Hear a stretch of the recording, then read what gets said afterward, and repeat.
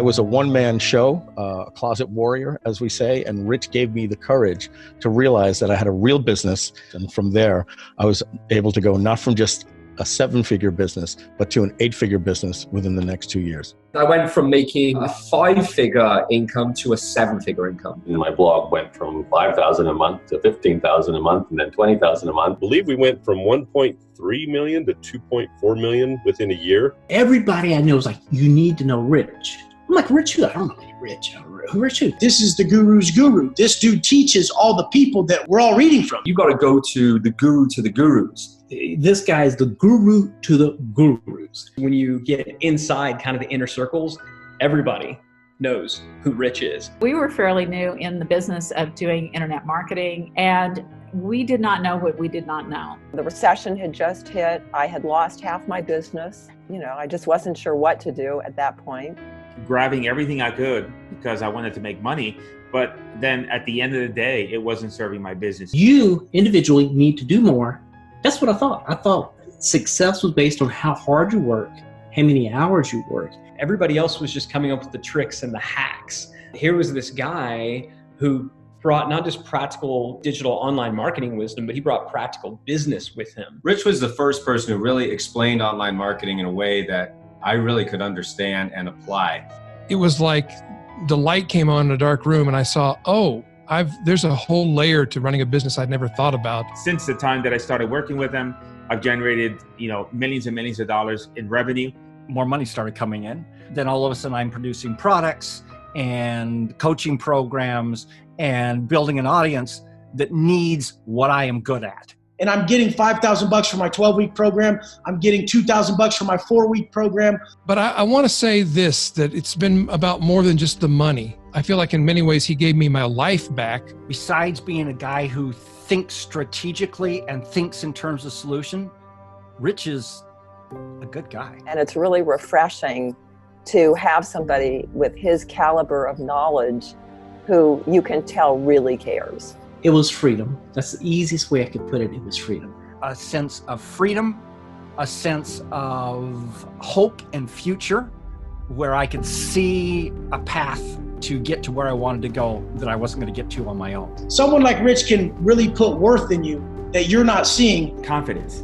In business, so much of our success depends on our own internal confidence. Having the confidence, knowing the fundamentals and understanding how the business moves. He works with people who are having your same problem. So he's able to show me someone like me. It's not just someone talking about hypotheticals. These are tried tactics that he's done year in, year out. I'm glad he's back around, helping people. I'm excited that he's coming out of retirement for this. That's a big deal. I could certainly recommend it, without hesitation. I know that anything that comes out from Rich Shepard is going to be top quality. Best coach, best mentor of my life. His main concern is making sure that he's delivering more than he promises in every project that he works on. It had a huge impact on my business, so I'm excited for all the people who will benefit from it this go round. I would just say do it before he goes back into the vault. I think that you will get just some immense value from working with him. Even better than he seems, which is rare on the internet.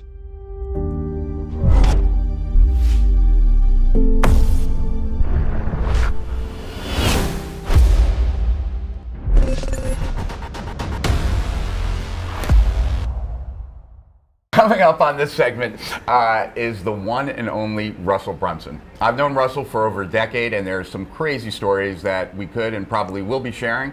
But as far as his bio goes, it's a short list of his accomplishments goes like this. Over the past 10 years, Russell has built a following of over 1 million entrepreneurs, sold hundreds of thousands of copies of his books, and popularized the concept of online sales funnels. So if you've heard about funnels, he's to blame.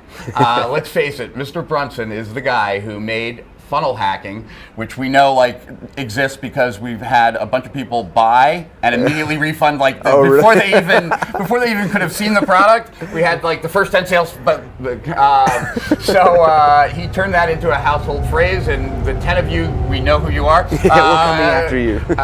You now have our funnel, and you'd have to be living under a rock not to know that he co-founded ClickFunnels, the software that helps tens of thousands of entrepreneurs quickly get their message out to the marketplace, makes it so easy to push a button. In fact, back in the old days, me being able to build a funnel was a competitive advantage against everyone. I don't like the fact that you took that away from me. So let's ask this guy some questions that everyone wants to ask him, but maybe haven't been able to get to the man himself and ask, okay? So the biggest challenge question, what has been the biggest challenge in business and how did you overcome it? Oh, that's a big question. It is a big question.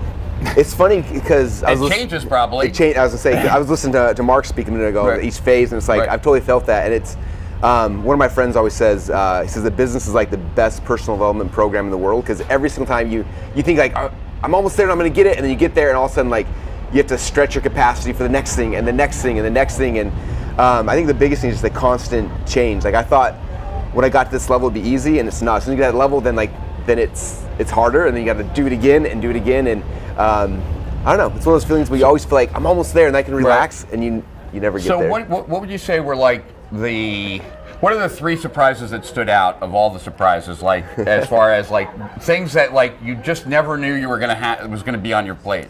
Are there things like that? I think the biggest one, it was actually, do you remember when we spoke in London a year into ClickFunnels? I don't know if you remember this, but we were flying over the ocean, and you have no cell phone access while you're flying, and we land in London, my wife, my kids are all with me, and I get my phone hooked back up to the internet, and I have hundreds, maybe thousands of messages coming in from people who loved me like when I left and were like death threatening, wanting to kill me afterwards, and I'm like, what's happening? And I messaged Todd, who's my co-founder, and he's like, ClickFunnels is down, and we can't figure out what's happening. And and I was just like, oh my gosh, like this is the year into it. And I remember he said something on the phone. He said, if we're able to get software back up, and all I heard was the word if, and I was like, I'm supposed to be speaking tomorrow at an event talking about, I'm just freaking out.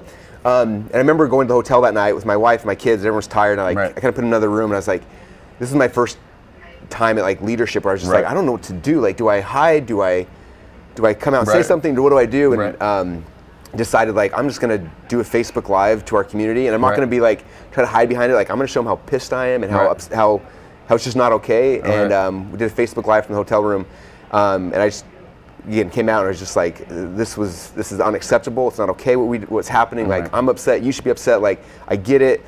I apologize. We're trying to figure this out.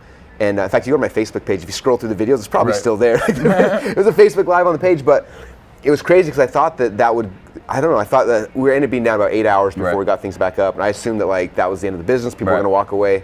And every morning I get an email with like the sales numbers and like cancellations to kind of see what's happening.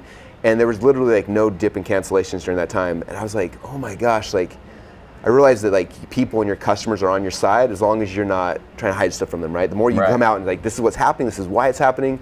I think that was one of the big lessons early on that I was just like, I don't even know what to do in this situation. So was that before or after you had already because like one thing that's very obvious from the outside is that you've also not only built this great software company, but you've also built a community around that software company. You know, that people call themselves funnel hackers, right? Like they're really proud of like being part of this group, right? So I assume that didn't happen accidentally. I assume that it was engineered by you. So talk about that, because like at the end of the day, that is so powerful. It kind of is what had people stick with you, right? Like partly at least. So yeah, let's talk about that, because you know, so much of business is transactional, but you were able to make it more than transactional, and it's with software, so it's not even tangible or concrete. So talk about that for a second. So it was actually probably a year before we created ClickFunnels. We launched it. I'm sure you know David Fry. David invited me to come to this convention in Utah. He's like, you need to come and just experience. It was a network marketing convention. I'd never been to one before.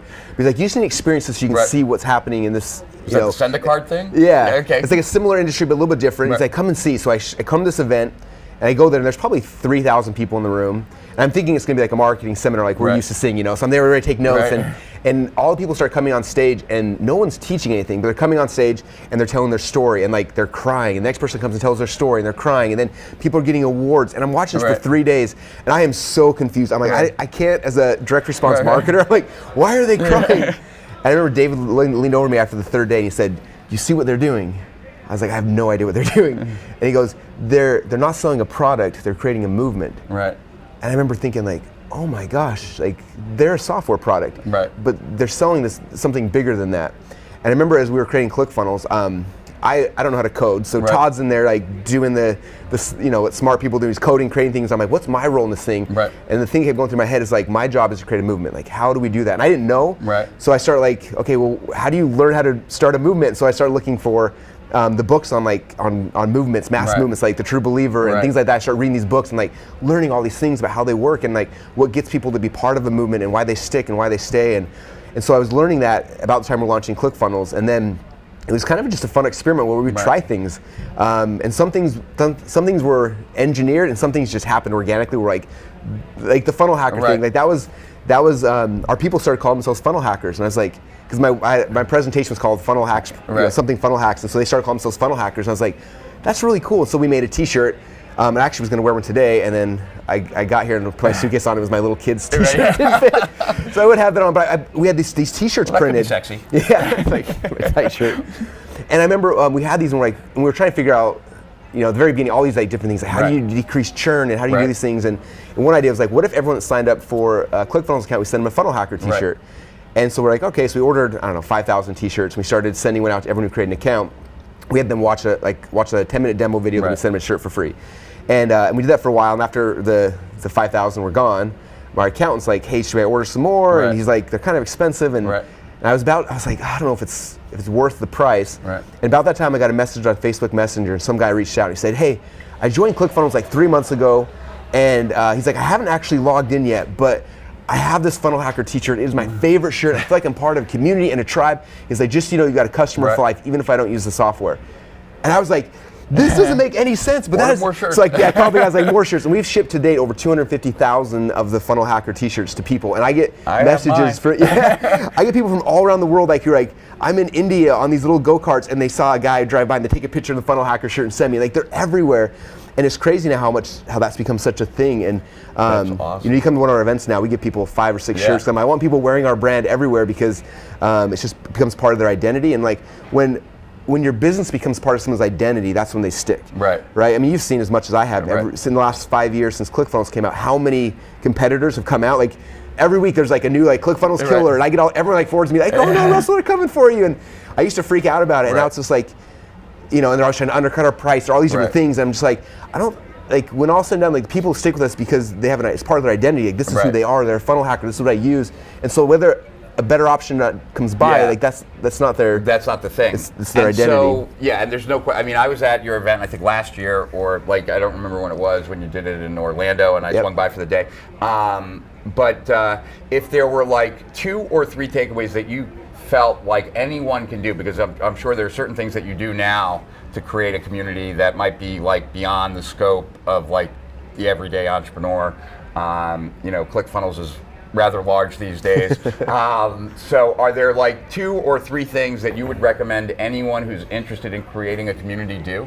Yeah, a couple ones. The first one fast is just giving them a name, like giving them an identity, making swag. Like what I was talking about, when someone puts on the funnel hacker shirt, it's like their cape, and they part of this identity, and they can they become superhuman almost. Like something like that's a big part.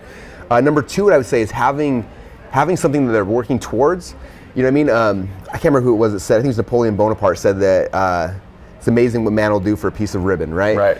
And I'm sure I messed up that quote, but it's true. Like when we, I think 2 years into ClickFunnels, one day Dave ran a report, and he came in, he's like, I just ran a report to see how many people in ClickFunnels had made over $1 million in a funnel. He's like, do you know what the number is? I was like, I don't know. And I can't remember the time. It's like 40 people. I was like, are you serious? Like I had no idea that many people had that much success. And this was early on. Yeah. Because there's a lot more than 40 there's a lot now. And so I was like, we should like celebrate that. We should make an award. And we started talking about how like, the music industry, there's the big records and things like that. Like what if we made like the equivalent of the Emmys or the Grammys of entrepreneurship? And so we made the first award was these big, we found the people that make the awards for the actual record companies and made these big records with 2 commas on it, and we called it 2 Comma Club Award. And that first year we ended up having 73 people get that award on stage.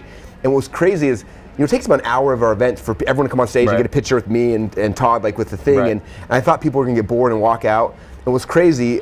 Even when this year we had 4,500 people in our event, and the entire room is completely packed. Everyone sits there and they just watch each person get in their picture.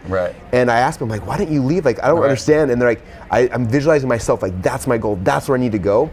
And And so they've got this goal. And so like we had the 2 Comma Club award, and then when people started passing that, we made 2 Comma Club X, which is for someone who made 10 million. And this year we launched our 2 Comma Club C award, which means 100 million.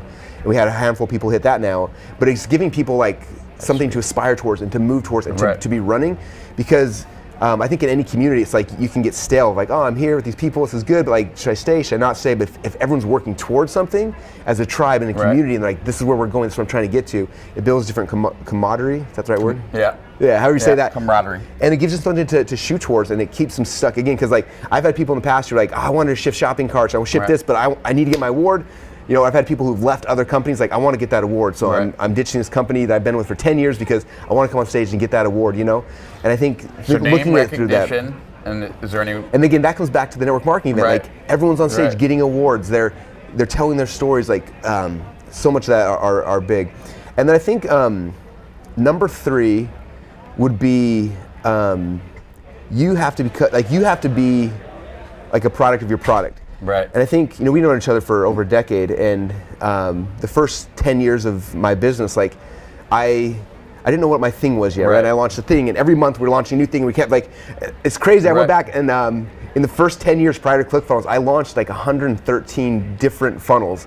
And so like, I was doing this stuff like crazy, but I was doing it, you know, and like when I shifted over to like, I'm going to focus on building ClickFunnels. I know a lot of my early friends, like most of the people that we're friends with, nobody started using ClickFunnels at first because they're like, this is just another Russell thing. He's going to spend a month on it. He'll go to the next thing. And I had to prove that, like, no, this is my thing. This is where I'm planting my flag.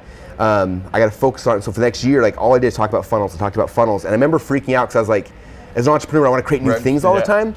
And I shifted my mentality from I need to create a new offer, new product, to like, what are new ways I can get people to buy ClickFunnels? And when I made that, it's a little shift. Like, instead of, you know, us being creative, like, what's the new offer I'm going to create? It's what's the new thing I can create to get more people to buy the thing I actually have.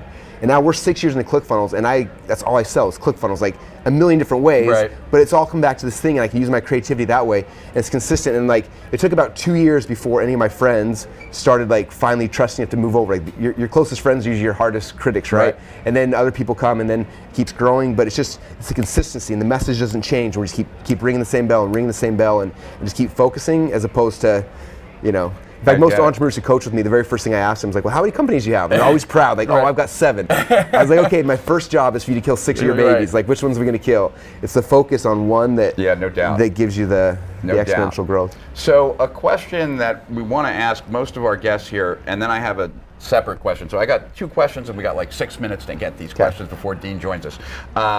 So the first question is, what is the like your number 1 best strategy for this first quarter of 2020? Like, how do you, like, what marketing strategy do you feel is most excited about, like, as it relates to growing ClickFunnels in quarter 1? And then I'll tell you the second question, so you can kind of like have them both marinate. What there's 2 things I greatly admire. There's more than 2 things I greatly admire about you, but these 2 things I question, right? Not like, I wonder how you do it. So the one thing is, I think you have this magical gift to simplify. Right? Like, if I would have wrote .com secrets, it would have been double the length, and it would have been so much less inspiring too, because like, I would have like included so much stuff that I thought was necessary, but after reading your book, like, I saw that it wasn't necessary. So, and I think you've done that in all your presentations too. You just have this way of simplifying stuff to make it so accessible, and I just wonder if that's something you work on, or it just comes naturally, because a lot of compliments I get about my stuff specifically are stuff that's more natural to me than wasn't stuff I worked on. So I just wonder if like you work on it or not. And then the other thing is that I also think, and you know this story, but like, you just have mastery of like creating an offer.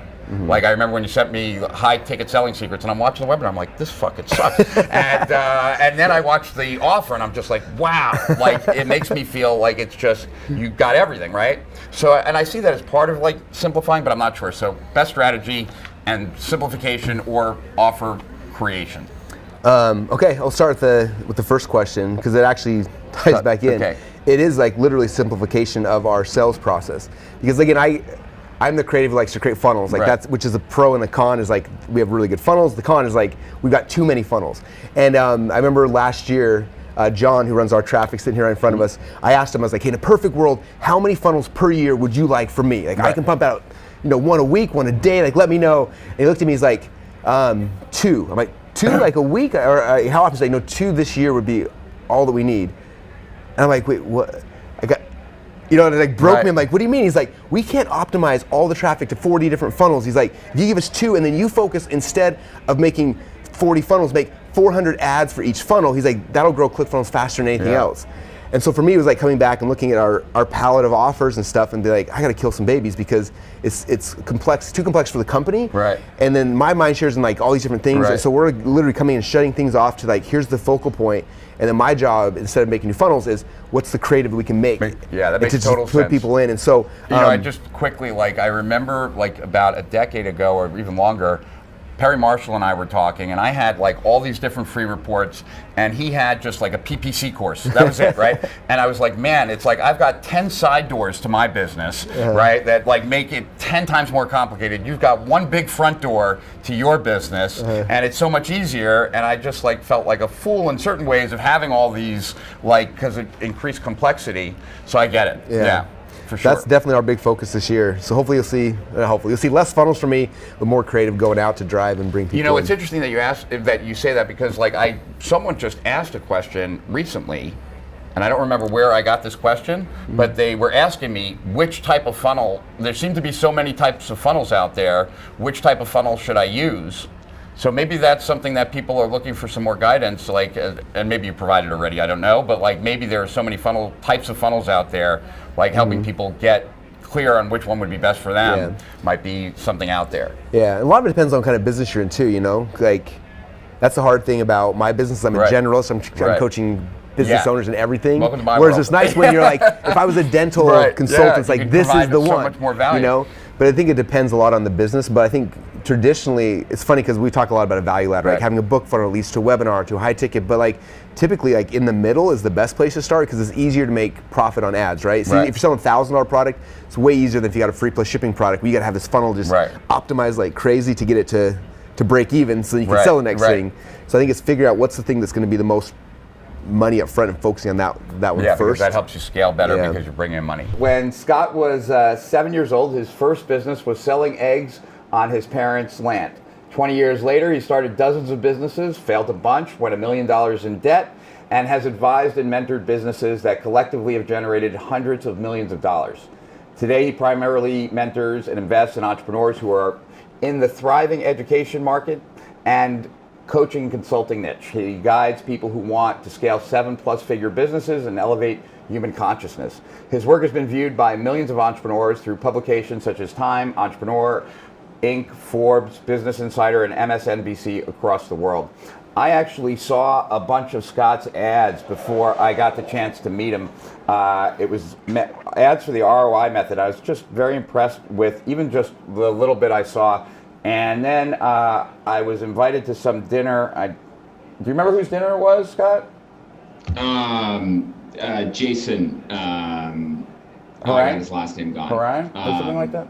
Yeah. So it was Jason. He had this big dinner. We ended up sitting next to each other. We ended up talking for like an hour and a half. I found Scott to be fascinating.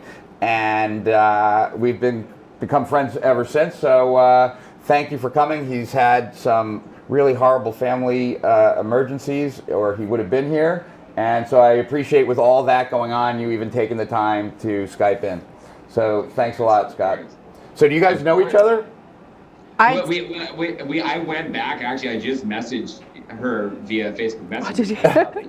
And I was like, I think I sent you a message like 2 years ago, but we've never actually like officially. Yeah, I mean, we move in a lot of the same circles, but we've never actually met. So yeah, definitely Katrina, aware meet of a good Scott's friend of mine, Scott Oldford. Scott, meet a good friend of mine, or a new friend of mine, Katrina. So we were talking about authenticity, and that was actually something that came up today in the mastermind too.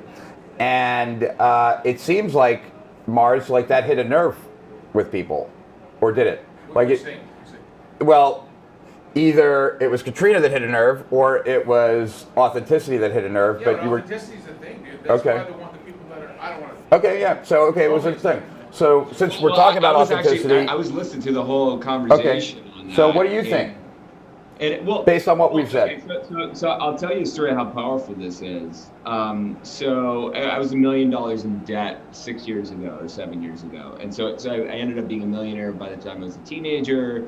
I lost it all. And so one of the things that happened for me, I grew up in Canada, and I had all this media coverage when I was like 16, 17, 18, like, look at this whiz kid and everything else. And it created this public identity around who I was. And so then I failed, right? Or quote unquote failed. Right. Then what I did failed. And what ended up happening was I was kind of like, I felt like I was living this lie where I was like, I had all this success, people saw me a certain way. And then one day, and keep in mind, I didn't have any big audience at this point. All of my stuff pre-2015 wasn't really anything online. That's not where I was really, like, not this online coaching consulting space, at least where I was the brand. But I remember I had 1,200 people on my email list, and I remember the day I deleted, this would have been 2014, I deleted my mother from the from the email list, and I sent an email list being like, hold on a second, Scott. Hold on. Yeah. Can you raise Scott's volume a little bit? Is that for us? Of course. Yeah. Just because we have a train going by and I couldn't hear you and I don't want to. I hang on every word you say, Scott, so I don't want to miss one. I appreciate that, Rich. Are you good now? Yeah, we're good. So go ahead. So I sent an email to those 1,200 people, which is basically, every living soul that I knew, that I ever did business with, that ever came across me. And I was like, I'm $1 million in debt. Here's my life, and here's the situation. And me doing that, within 6 months to 9 months, completely changed my life. Because I felt, number one, I felt like my identity was real. And number two, it created this sort of like, people were like along for the ride now. And then I parallel that with the second moment, which I was in a car, again, also 2014, and I was having this moment where someone in this motivational track was like, would you follow you? And I was like, shit, I wouldn't follow me today. Right. I would not follow me. Like, I do not live a life. That's a great question. I live on Superman. I, do all that stuff. I'm not followable. There's nothing extraordinary that I'm doing. And then I really started kind of building this online, identity where I was like, you know what, I'm just going to tell it as it is. If I fail, I fail. I let people know I fail. If I succeed, I let people know I succeed. And that's what created this, hundreds of thousands of people that now, follow my work, was from that one moment of saying, you know what, screw it. I'm going to go all in on just being me and being okay being me and not trying to be something I'm not. And then also let me just be who I am, and let's not worry about having like this persona and then who I am. So I think it's so important. I think most people find success when they really, really sit with who they are and then allow everybody else to see that person. 100%. Say that last part again. What'd you say? Most people have success when they sit with who they are, where they, and I'm not talking about like sitting, being like, all right, I'm going to take 6 months to figure out who I am. No. Like right now, who are you? And I love this, what you said a minute ago, which you said, I don't plan my content, I let it flow through me. Mm-hmm. That is you trusting your intuition, right? And that's you entering a channeled flow state. 100%. And that's like if people think that people like you and me and Rich, that we have we're so brilliant and our word structure is all fine and all that type of thing, it's not. And if you just trust this universal intellect, this intuition, and you just allow it to flow through you, it's like the shit you say, you go back and you're like, that was some brilliant shit I just said. Exactly. And I think when you try and think about it or plan it in advance, you actually cut off access to that genius. You literally opt out of it. It's like unsubscribe from the muse. It's crazy. It's so important to do that. It's so important to unsubscribe from let me do this structure. Let me do this webinar structure. Yeah. I saw questions that Rich might ask me earlier, and it said, "What's your number one? What's the thing you're doing in 2020?" And here's if you want the shortcut to everything, learn all the rules and then break them all. Right. Totally. Yeah, I like to understand things before I jump into things, but I have the very same experience that you're both talking about. Like, when I get on stage, I never know how I did. I'm like, I just become a different person. Yeah. And it's always been that way. And like, I remember the first time I got off stage, I was like standing with Jeff Walker, and he's like, wow, you become a different person on stage. And I'm like, I do? He's like, yeah, it's like, all of a sudden, it's like, I'm Rich Sheffer, and I know what the hell I'm talking about, and you should listen to me. And like, I don't walk around like in that kind of mode. And yeah, so it's really weird, but only on stage. And like, I can't do that in front of like just a video camera. Like I get in my head. No, I can if it's live. Like when live. Well, like, this is the thing, live video, right? But if I know it's just being recorded, like I'm actually getting better now finally, but it's taken forever for me to like just feel comfortable being myself in front of a camera. Like, you know, not recording myself, no one else in the room. And I, you know, but I think a lot of that also just comes down to practice. Like the more you do it, the better you get at it. You know, a long time I had a hard time like looking at the camera. So like at first I used to do car videos a long time ago. But the only reason I was doing car videos is because I had to watch the road. So it was an easy way for me to record videos without having to like stare at the camera. And, you know, I have my hands full, so I just need to focus on driving, but I can still talk. So it was like something like that. And I wonder, actually, that's probably what it is. Because like when I'm on stage, I'm flipping a button. I'm like thinking about the crowd. When I'm, you know, when I'm driving, like and doing something else, I can do the video.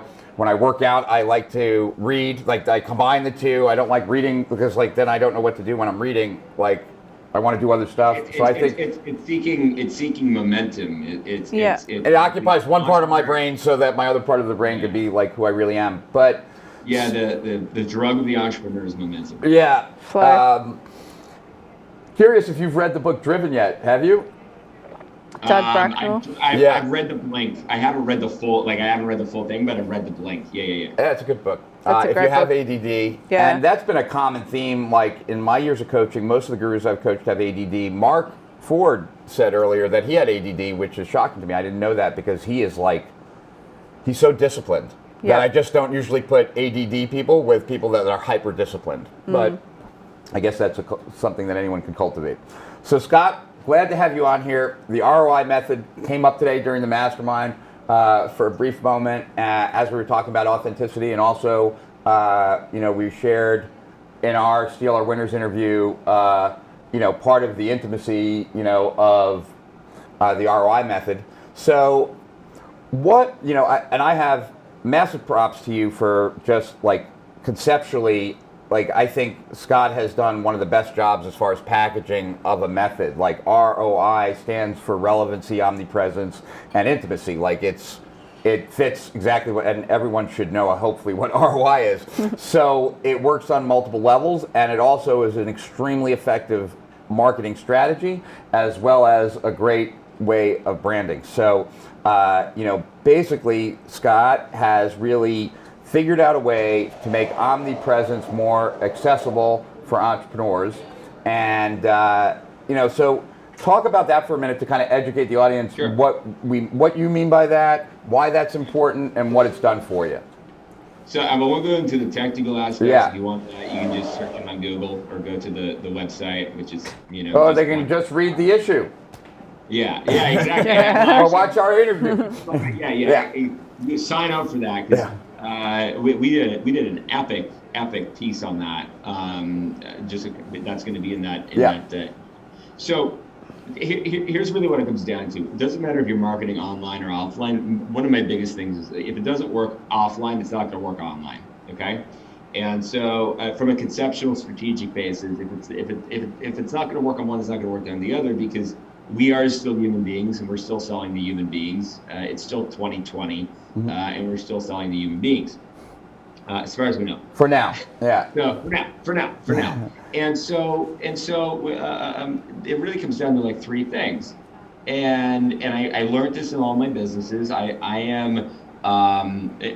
don't really like to consider myself a marketer. I like to consider myself a researcher of human consciousness. Okay. And enough, that makes me a good marketer.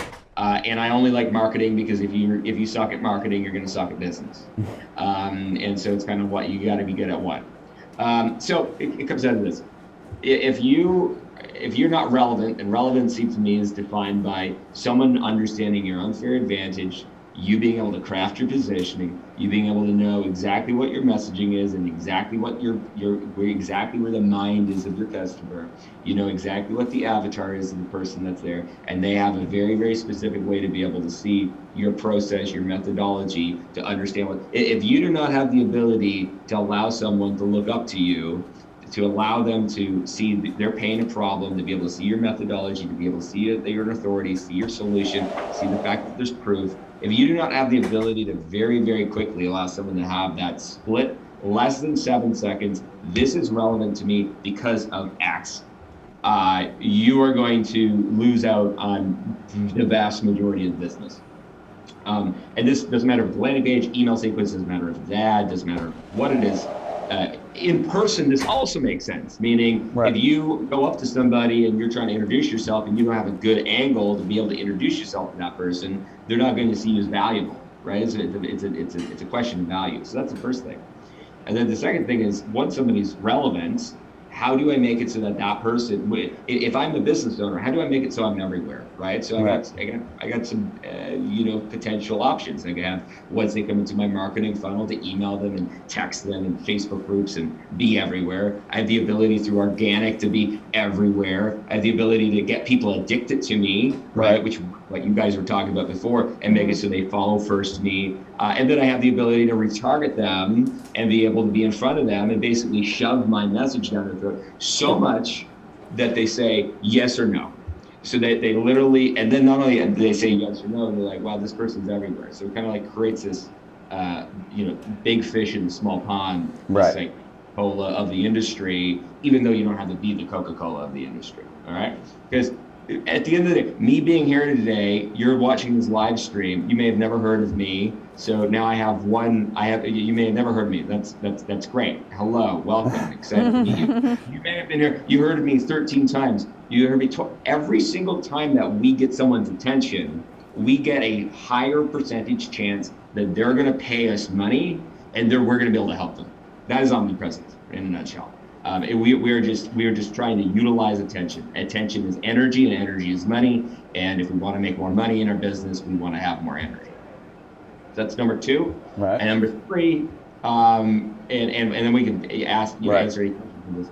And number 3 is intimacy.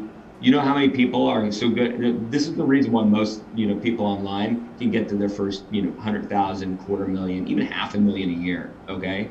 And it comes down to them being, and I was listening early from Russell, because I was tuning in, and Russell was talking about how important community is. I mean, ClickFunnels has crushed it on that, crushed it on being able to have a tag in the sand, being like, this is what I want, this is what we're about, this is why we're here, right? Community, being able to have conversation, DMs, being able to have the phone calls, and then having the connection, which really is authenticity, being like, here's who I am. Love me or hate me, you still know me, and if you want to be part of this, if you want to work with me, I might be like 10 other people when it comes to skill, but do you resonate with my beliefs and my values and who I am? And when you add all those 3 things together, you create what I call the nuclear effect, which is the name of my book coming out later this year. Phenomenal book. I read it. I owe you. I will write that Friday, if I still can. Don't worry, but the publisher's coming for me soon, so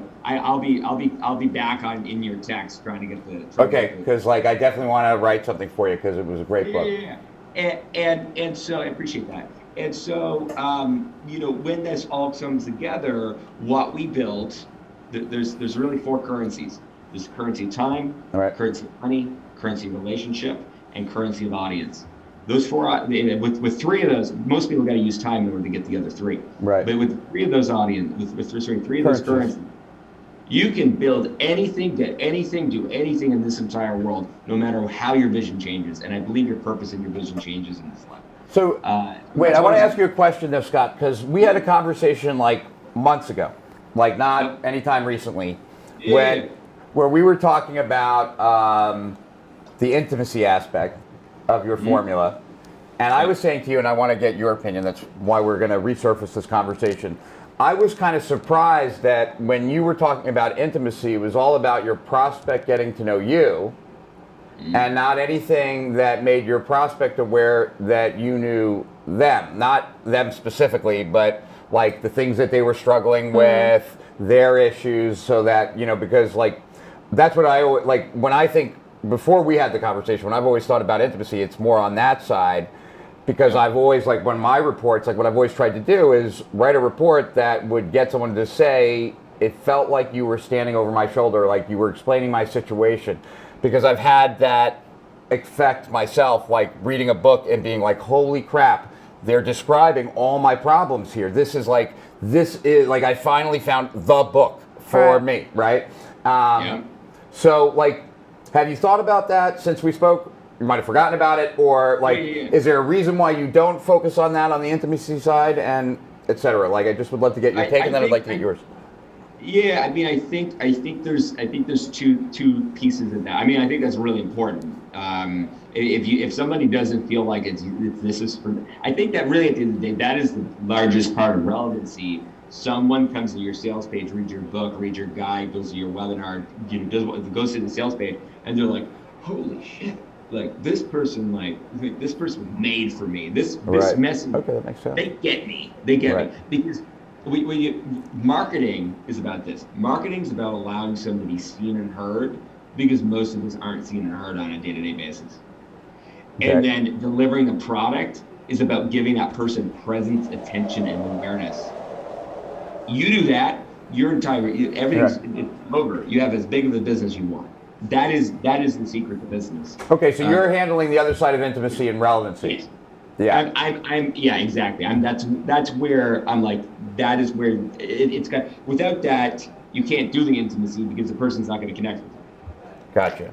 I mean, I feel like for most of us who are sharing from a perspective of being some form of messenger, something that's coming out from within as opposed to creating product that we don't have any emotional connection to, it literally is just a matter of share all of your own shit. Right. Like for me, when I'm writing, and I write a daily blog that's 1,500 to 2,000 words, 360 plus days a year. It's it's like kind of like the foundation.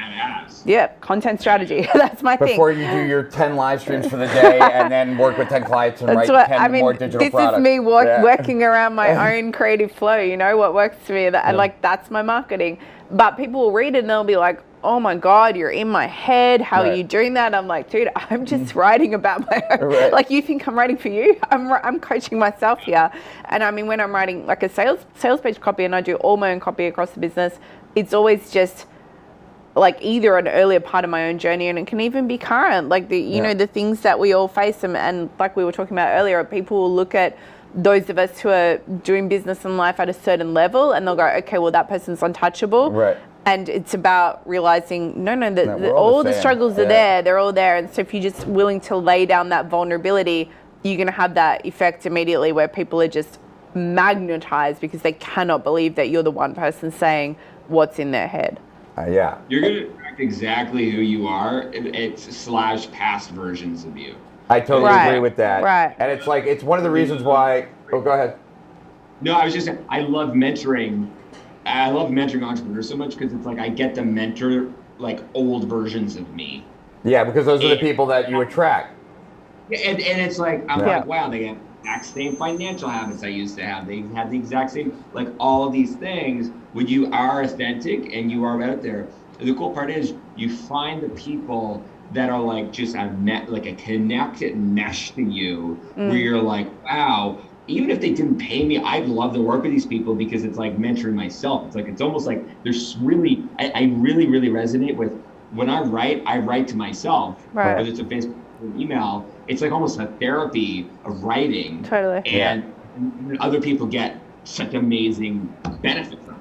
Yeah, and it's like I said it earlier in the live stream, and it really is one of like the dictates of all my marketing. It's how I approach it. It's like that which is most personal is most general. The things I'm most reluctant to share are the things that everyone else is most reluctant to share. And I don't even have to say it's my thing. I can just say, like, I've met a lot of clients that have this problem. But whatever is out there. So one of the questions, Scott, people wanted to know, because I think you piqued their interest, they wanted to know, how did you make $1 million or however much you made in your teens? So, it's a kind of a crazy story. So When I didn't come from an entrepreneurial family. I've been at the right time at the right place a lot in my life. And I also had this like I can do anything attitude pretty much my entire life. It just gets more and more intense every year that it goes by now. And so when I was 7, I was selling eggs. By the time I was 9, I learned how to program code. By the time I was 13, 14 years old, I had programmers all over the world, and I was developing these online applications. So this is before like Facebook. Like I had the online community. I had the largest Palm Pilot community. This is a Palm Pilot was in the world. I had a poker site that was the largest affiliate poker website in the world. I created the largest golf community in the world that ranked on the first page, 20 million unique visitors a month. Wow. Weird stuff, like just super, just random stuff. And then I had marketing agencies, and then I was doing, all kinds of, like pretty much everything you could possibly think of.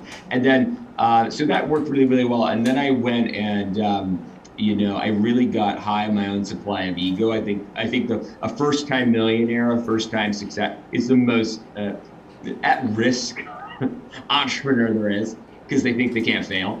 I would disagree with you, because I think it's more about, it's not the first time, it's the one that has consistently had success and never tasted failure. Because I had that. I had my first failure way later, and it was like unfathomable to me that I couldn't fix it, because I just never had that experience before, which then ended up costing me a crap load more money, because it just seemed unfathomable that I could fail. Outrageous. How ridiculous. Like, apparently, happening? I'm here. Like, come on. I had that experience. It was like everything I touched until I was like 19 worked, and then everything between 19 and 23 was just a dumpster fire.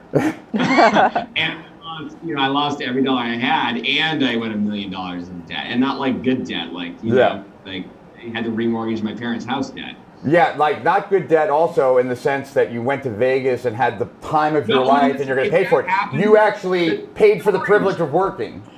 The stories I would have had if I did that.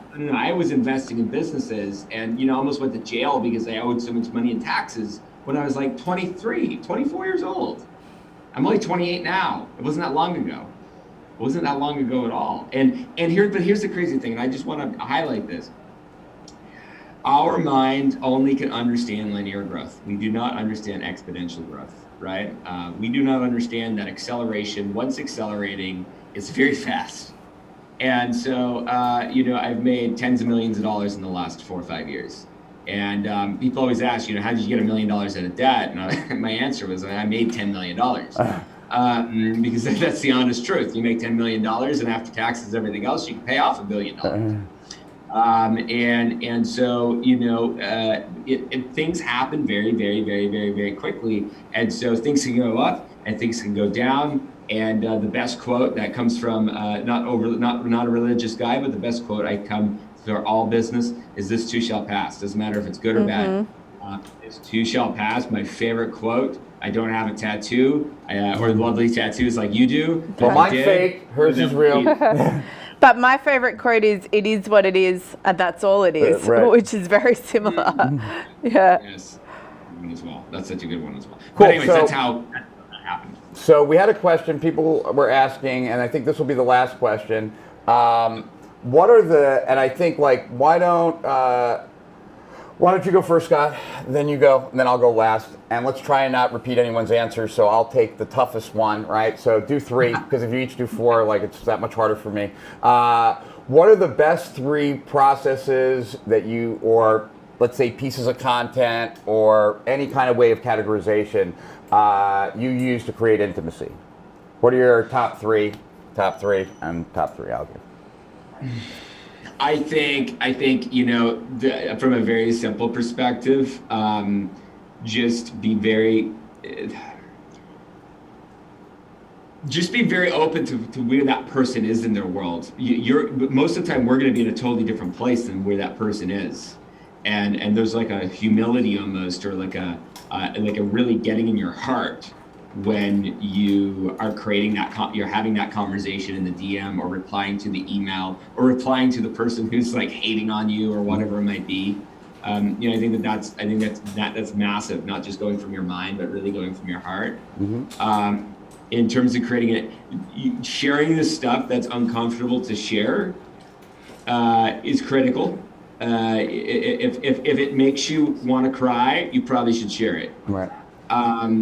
So James Altucher, I love him. Right. He's him. The best way. I literally learned how to write. Just, you know, I graduated English with like 15%. Yeah. I learned how to write watching James. And he's just said bleed. He's just like bleed, and I just love that so much. And I think the last one is not a process, but you can get energy overload by having a lot of intimacy in your business, and just make sure you have a boundary with that. It's not good, you know, you can't at a certain point, you can't respond to every email, you can't respond to everything, and so a lot of the time you just gotta let your stories and let your live streams and let your words and your videos and your transmission from, you know, whatever this is to that medium, let that be the intimacy, and you don't always have to be, you know, replying to every comment, replying to everything, trying to do that, like, you know, the best example I have is Gary Vee, because he replies to everything, I swear to God. Yeah. Or he with people. He So used that's to. Yeah. Cool. All right. And what about you? So I think firstly, let the mess show, and not in a way of I'm deliberately going to let my mess out to the world, but just be okay with it. For example, one of the best live streams that was just really highly converting was my children came home early and just came into where I was filming, and they were pretty young at the time. Right. And I just kind of kept rolling with it, but this live stream ended up with the kids kind of climbing over the back of the chair and just dropping down onto my head and pulling at me, and I was getting kind of like, oh, do I get annoyed because I'm doing business right now? Right. And then I just, you know, I succumbed to it and just went with it. And in my mind I was thinking, this is a waste of time. This is just a ridiculous live stream with my kids climbing all over me, and they're, you know, pulling at my hair and my face and my boobs and whatever else. They were really young. And then people just, for years, will still talk about that. And anytime where I've been live on camera or like anything where something's kind of gone wrong, or there's been some kind of mess that's inadvertently come out, or maybe just something's going on in your life and then you talk about it a little bit, those are the ones that people will talk about for just years to come and say, that's why I knew I had to follow you. I couldn't believe that you just rolled with that and you're okay with it. That's so cool, you know, because they can feel like, oh wow, okay, I can do that. It's why I don't have to be perfect. And then as a follow-on to that, it really is drop the filter and stop being afraid of how you're going to be perceived. And I think there's a lot of parallels in how I believe you should show up in business with dating, right? Like either you're going to go out there and create this kind of false persona and construct that you then, even if it works, you have to somehow maintain it, it's possible, which is exhausting, right? And not even possible. Or just from the get-go, just said, you know what, I'm going to roll out there fully as myself. I get that I'm not for everyone. People are going to think I'm, you know, she's too much, she's crazy, he's this, he's that, whatever it is. And I'm going to know and trust that when I let all filters and all masks drop down, the exact perfect people for me, I call them soulmate clients, soulmate audience, soulmate people, that they're going to come in and there's going to be that resonance that we spoke about before. And it really takes care of a huge part of your marketing and sales process. You've kind of done the work already through that level of connection and resonance where that person is just like, wow, like I get you and you get me, you know, we kind of belong together in some sense, you know, business, same as personal, it kind of works the same way.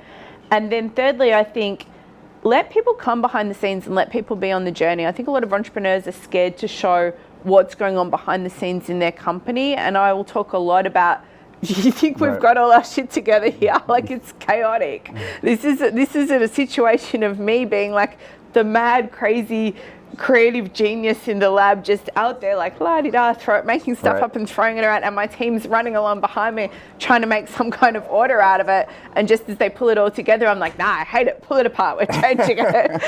And so a lot of the time when I'll show people behind the scenes and that and be like, this stuff is so just kind of DIY glued together, but it works. It really is very empowering for people. I think, you know, they can relate to you more, so that's one thing, but also it gives them a lot of power and freedom to realize that you don't have to have a perfect company or a perfect anything to be successful. I agree with everything that you guys said.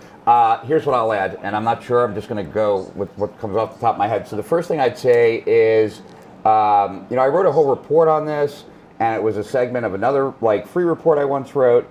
And it's, in the full report I wrote, it was called The Core Myth, but really what it is what's your backstory? Like, how did you end up right in front of me? You know, I know I'm not probably saying anything new to you, but to you guys, but to the people in the audience, like, there's a reason why we know that, you know, Bill Gates dropped out of Harvard to start Microsoft. We know that Steve Jobs and Wozniak built their first Apple computer in a garage, and so on and so forth. Susie Orman was a stockbroker who went bankrupt first, and, you know, whatever, right? So we know these stories because we've been told them over and over and over again, and that's one of the reasons why we feel like we know those people. We know where they came from, and we know what led them to us.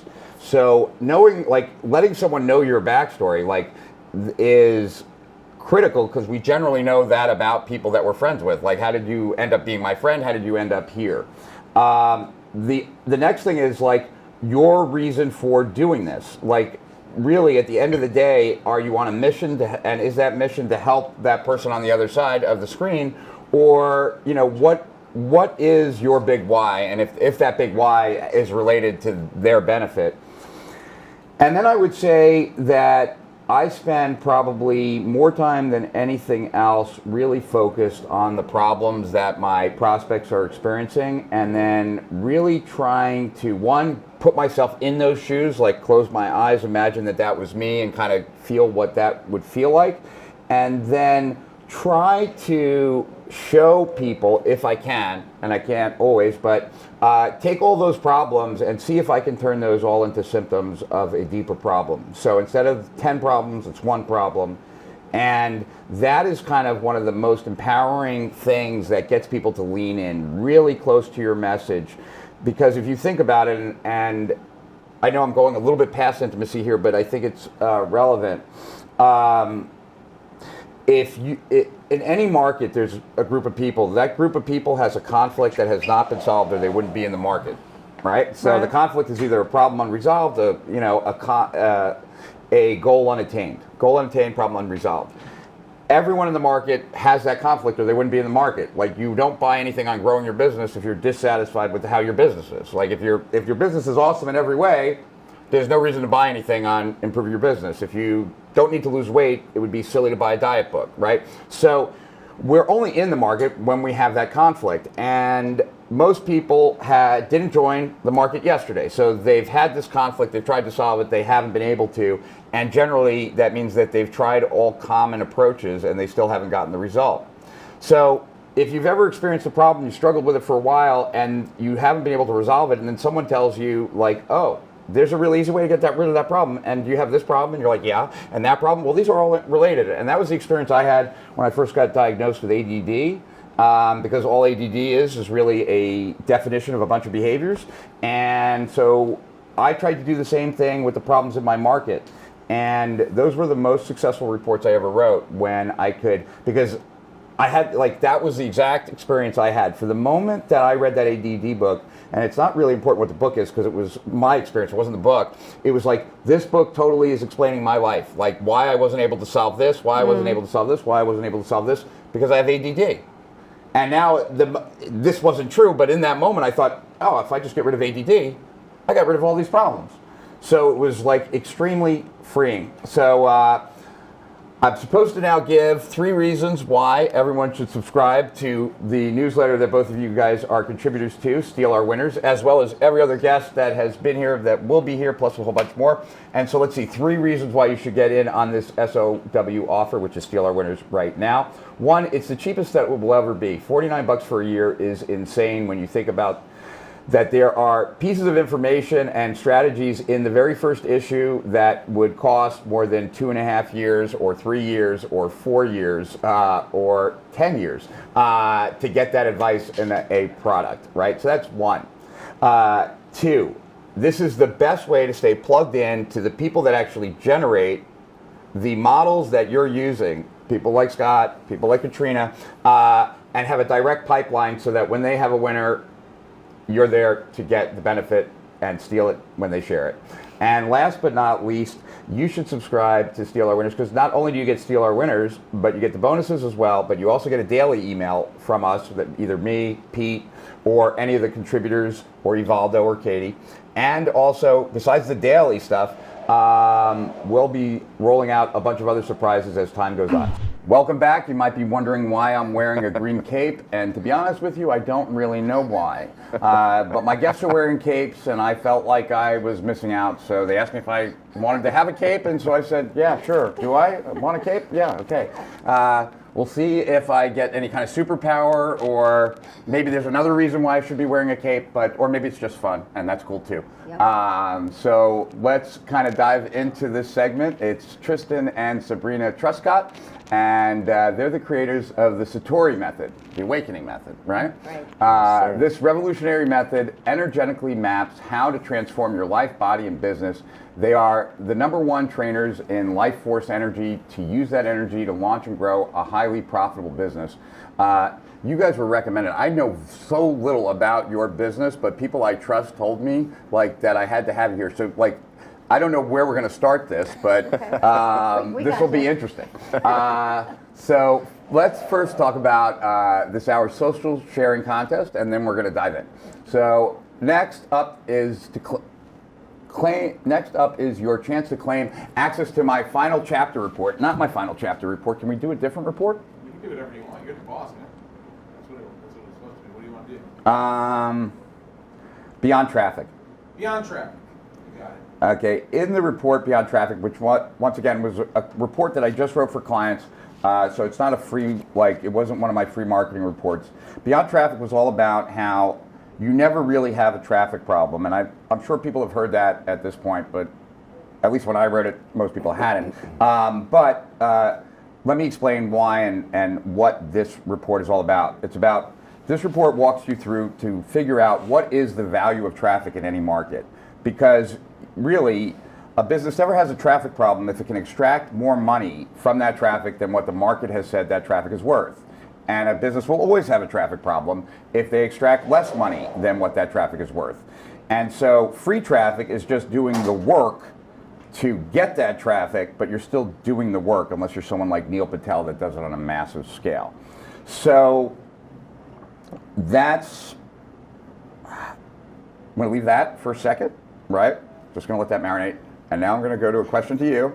We will get back to that. What's been well, first explain to me what you do, because like before I even like ask a question, I'm curious. All right. Well, we are superheroes. Okay. Yes. Because we were invited to be part of the coalition to save the internet. Yes. At least internet business. But there's more. Okay. It's that we're the superheroes to the helpers, right. The helpers who want to help more people, and we don't want their goals and dreams to die, their passion, their message, what they want to share. Right. Because the internet is so complicated. Right. Because it's too hard. We weren't online till we were 40. We didn't know it. Oh, wow. Yeah. Okay. So okay. All right. So now I'm going to finish the share. Because I just needed to understand a little bit more about it. And it was kind of like pulling me over there. So, okay. All right. So in every market, you either are able to make the money from traffic or you're not. And if you're not, how do you make up that difference so that you can? Because at the end of the day, you either are able to extract what that, it's like everything has a value, including free traffic, and you either are able to extract more from it or not, and you have to be able to do that. So if you want that report, all you have to do is hit the share button. You'll share this live stream on one of the social media channels, and when you do, we'll keep track of that, because when you share 5 times over the 24 hours, you are going to get one of the most amazing prizes. And my track record should speak for itself. I've gone over what's in the mystery box already, and we've added it up. I think it's like well over $2,700, $2,800. So it was $30 to you, and I promised it would be worth $1,000. I am telling you that on the 5th time that you share something magical happens, and it's not magical in like real magic. It is magical in you're going to get something that will radically transform your business. So, okay, now back. So you see yourself that way, and so, but what is it that you do? So A little backstory, right? Sure. Literally a backstory, is I ran dance schools. Okay. I was a competitive ballroom Latin dancer. All right. And put on charity events Right. using ballroom dance. We raised $11 million for abused kids Oh, through, wow. through a dance show. And, Was this in Austin or in LA? That was in Austin. Okay. It was $1 million a year for Okay. 11 years. And then Tristan owned the largest martial arts school in Austin. Well, you can tell. Yeah, just from LA, I had gotten my black belt in the Chuck Norris system. I really wanted to have my own dojo. Right. So I was just set out, I'm going to do it. So we had a huge martial arts school for 25 years. Wow. But around the 20th year, I'd say, was when I had a jacked up back injury, and it put me out of the game. Right. A lot of Brazilian jiu-jitsu, Right. a lot of hardcore fighting, military Right. law enforcement guys. We would go at it and just real world stuff. So that put me out of the game, and Sabrina showed up in my life. 5 years. Big time. It was just crippling pain, you know, dark night of the soul stuff. Right. And were you doing like energy healing at that time or something? Like how did you, or just She showed up just as that support system in my life. It was this incredible moment where we've known each other since we were 20. Right. And so his identity was this very strong, powerful martial artist. Right. He moves so beautiful, his Right. kicks, his power. And then I saw him barely able to walk. Got you. Couldn't put his own shoes on, handicap sticker on the car. All right. And in this moment that I was actually at a pool in Right. Austin, and I saw him trying to get out of his car. I was compelled to walk to him. We had only been friends up until then, and say, it's not your back, it's ours. Let Right. me help you. Because I saw the association with identity so strong. He would Right. never be out of pain because he had become the person that's in pain. Right. And so we separated it and tried to work on it outside of us. And that's when the dive into every healing art possible. But then it was really Qigong, Tai Chi, energy work, and a certain way to use the mind and body and breath that he had almost an instant incredible healing. With the guy was visiting from China, teaching Qigong. And I always thought that was pretty woo, you know, it's out Right. there. I was used to, you hit, you know, that's energy, right? Right. But, you know, when you're down and out, you'll try anything at a certain point. I'd had a $90,000 back surgery, top doctors in Beverly Hills, and I still couldn't walk. So, yeah, the Qigong, the energy, the moving, the breathing, that allowed the healing. And then there's a mission now, which is what put us on this path. And so what is that mission and what is the business that you guys do today? The business started from that. Yeah, because no person, no couple should go through that if they don't have to. So we're like, how can we help? How can we help others? Well, it seems like the internet's a good way. Right. I roped her in because of a Matt Fury double spread in Black Belt Magazine, direct response marketing, and like one to many. Let's do it. It's the model we know, continuity in a dojo. Yeah. Let's do it online. Right. So we dove in. Yeah, so I had a... So you went to that Matt Fury event? No. Okay. I just figured, you know, I listened a little bit. We could do this. Yeah, we started making programs and courses, thinking if you just make them, people will buy them. Yeah, and I have a background in theater and television, so we spent lots of money and lots of cameras and didn't sell anything. Right. Yeah, nothing. You know, just We don't I don't know understand what we marketing thought. yet. So the journey continued. Then we went and live. the courses were like on energy healing. Were they like more like for specific problems, or were they more for like the general topic and like instructional? That's kind of what we missed. We sold a modality. We didn't sell solving a problem. Right. So we sold meditation and Tai Chi and yoga, right? So that's why they weren't moving the way we didn't reach people. And then we really realized what we were missing, being teachers since we were kids, was connection. Right. It was sterile, it was flat. Right. We weren't, it wasn't relationship based like it had been in the past when we were so successful with dance and martial arts. And that's when we started live streaming. Okay. And having that connection, which developed into a lot of success, a lot of continuity, teaching energy. And where were you doing the live streaming? From our house. No, I mean not where were you? Where was it being played? Facebook. Facebook, That was the Facebook platform. Live. Okay. Well, we started with Google Hangout. Okay. So we went to a Koenig event, and they were like broadcasting. Right. It was just over the top. We couldn't, Mike, we love you, man, and you put us on the path, but we couldn't figure it out. Yeah. And then but we were at his event, and they threw down the gauntlet. Whoever would implement and put an offer out could win an iPad. Right. So we won that iPad because we put an offer together. We made 10 grand on Google Hangout. The day the event ended, we launched certifications. So we started certifying people in what we do. Right. And now those certification people needed a business training, so then we started a business school. Okay. So that's sort of our ladder with our people. But we really try to find fast, simple, inexpensive ways to help people Got you. go online. So we created this. Wait, fast, simple, easy. Wait. And then you said to go online, and that just totally changed the sentence for me. So was that a different sentence, or was that No, I'm the talking end of that one? like when if a coach comes to us. Right. Okay. And they don't have an online element, or they don't have a course. Right. They're just been seeing people Right. one-on-one. And they don't have a huge budget. Right. And they have no tech skills. Right. So we really started coming up with ways to help them by saying, copy what we're doing. Right. And we started going, one of our things is called an energy expansion event. Okay. And it's been very successful where it's JV traffic Right. to a thing of Right. value, right? Right. A lead magnet. And it's usually a training that gives them a physical, for us, like I couldn't move my shoulder for 5 years Right. and all of a sudden I can. And then it's 5 days of real classes, and we tell them in advance, this is becoming a course. Right. So the whole time we're filming, this is a course, it's $300. Right. You're getting to watch us film it for free. Right. But we do some interesting things. So we stream it through a Facebook Live group, but we put the poll in the front Right. and ask the 3 questions. What are the 3 questions? You Well, remember? first we try to put them in a lane, what they're mostly interested in. Like, Right. are you a coach? Are you looking for healing Okay. for yourself? So Or we do kind you of get wanna an get idea there. certified? Right. Are you And in it's the big struggle question, you know, what's really been holding you back? What things have you tried? Right. And then, of course, if you had a real one, you could wave it. What would be the outcome of this event? Right. And we take those, we use something called Group Ninja. It's a little Chrome plugin that can download all that data before you Right. put people in the group, Yeah, because you I've lose heard it, that. Yeah. right? So boom, it goes in a spreadsheet.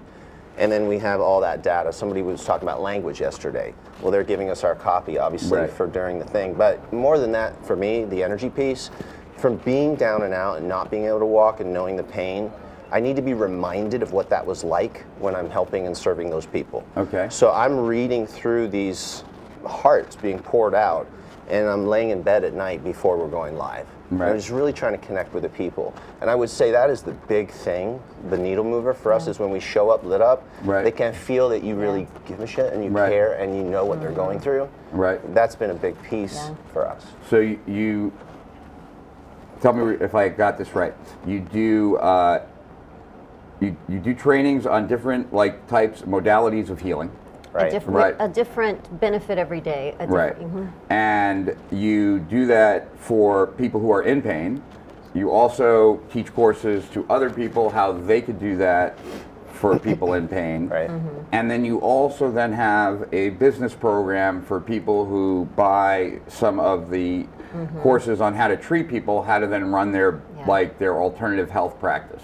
Well, the people in our business school may not help people with pain. Okay, so they're not associated. They could be, but yeah, it's not like it's not a curriculum like you first do this and you do that. But we start each of the 5 classes by just picking up the laptop and reading what people have written they experienced the day before. Right. So we open up with case studies, and we open, and the way that we film it, we strategically 3 times during each class say to the camera, first of all, we're dressed like this because we're all about fun and play, and we try to make people feel something. Right. They're crying a lot, they're laughing, they say it's the favorite hour of the day, that's the type of tribing that we're doing, and we say, take a moment and just tell us in the chat what you're feeling right now. Not a yes, no. How has something shifted for you? And share it, because when you write it down, it's more true for you. Right. And maybe you'll inspire someone else who's lost hope. Right. Well, the testimonials we get are just amazing. Right. 3 times. So we can, as soon as the live is over, of course, we put the replay on our own website and send it out in a couple hours. Just to get it off of Facebook.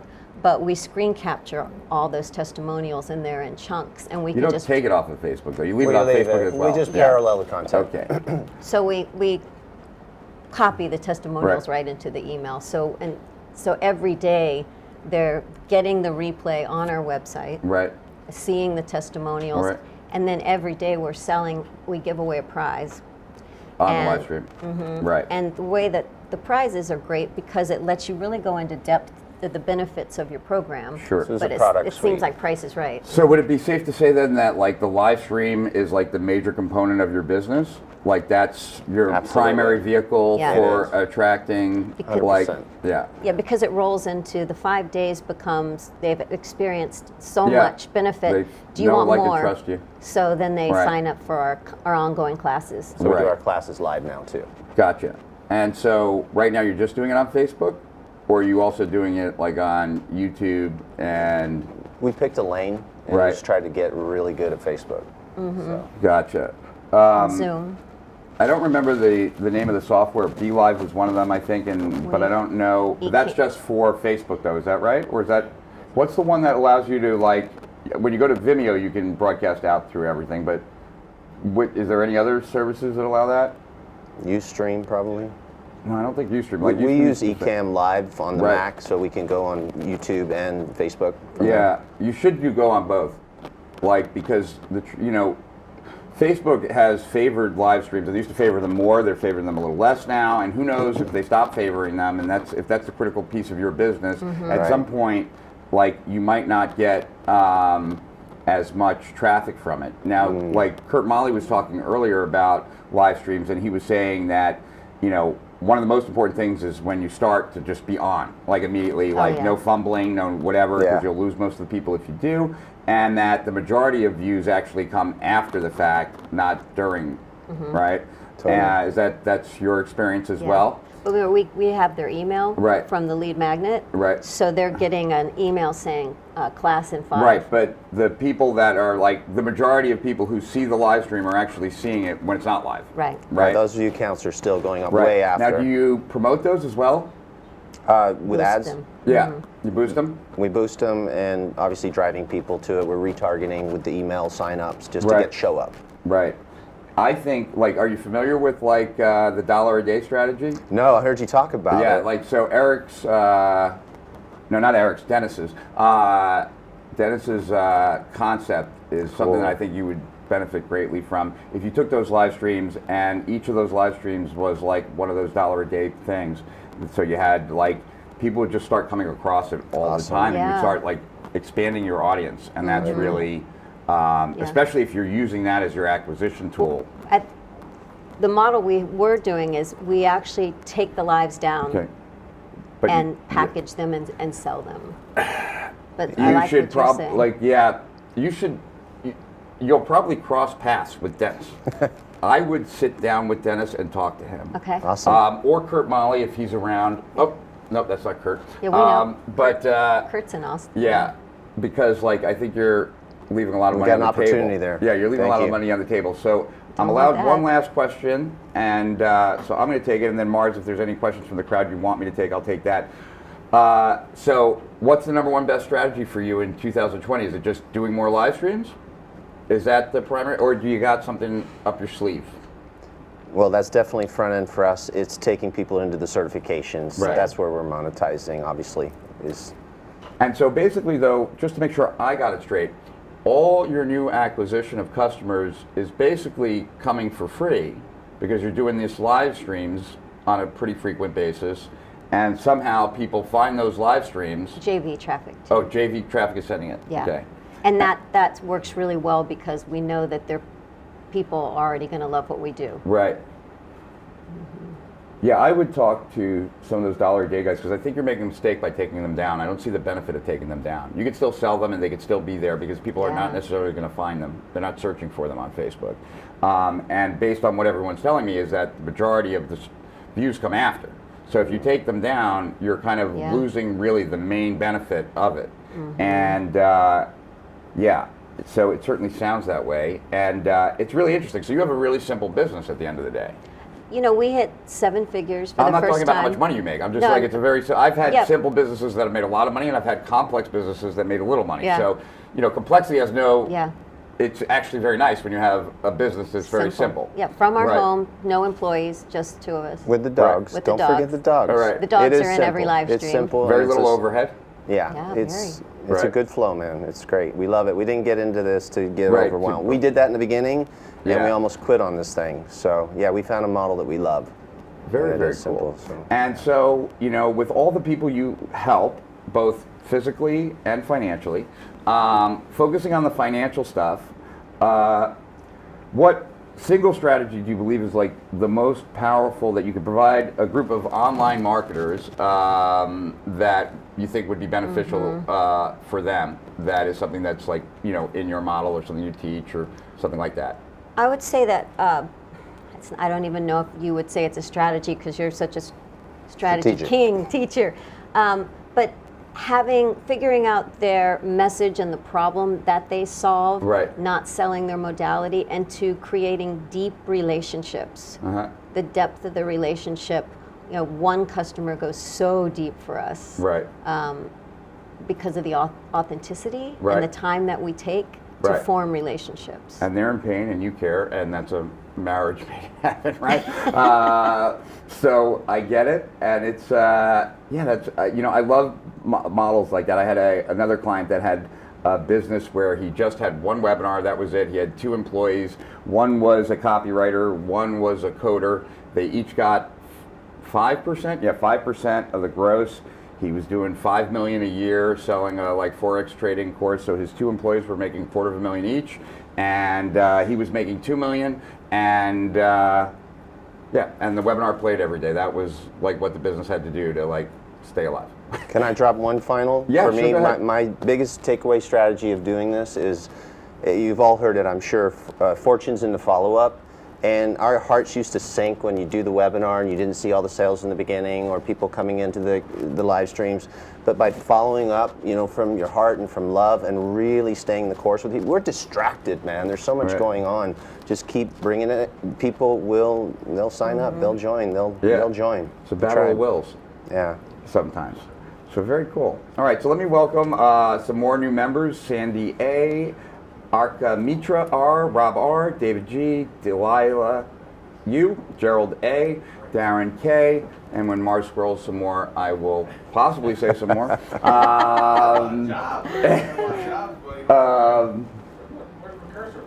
Well, that's enough. And if okay, Robert R, I don't know if I said that. Hans Z, Kevin D, Jim L, Albert L, Catherine S, Michelle S, Michael K, Celeste, Kevin D, Kathy C, and I guess we're stopping there. So we're gonna swap out mics. So let's go to a quick video. I'll be back, probably capeless.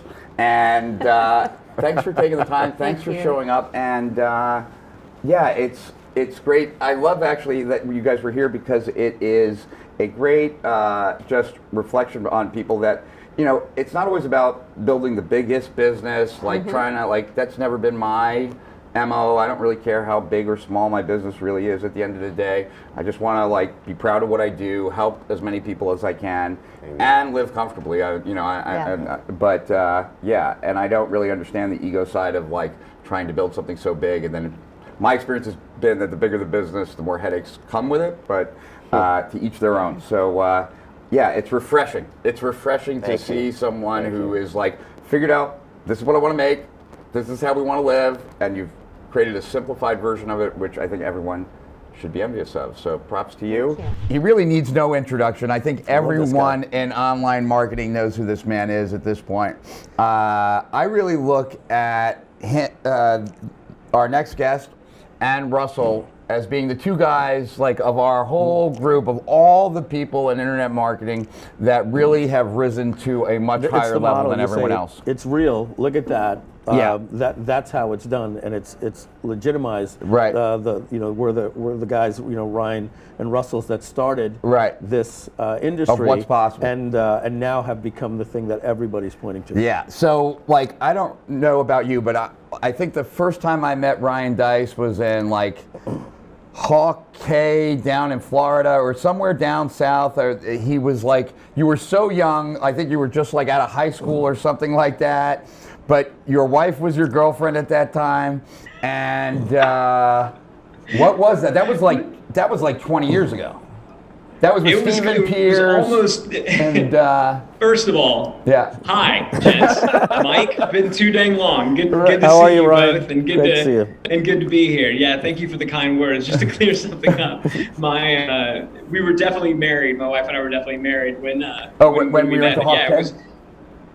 Yeah, but man, that was 2003. So not quite 20 years ago, but whoa, really, really close to it.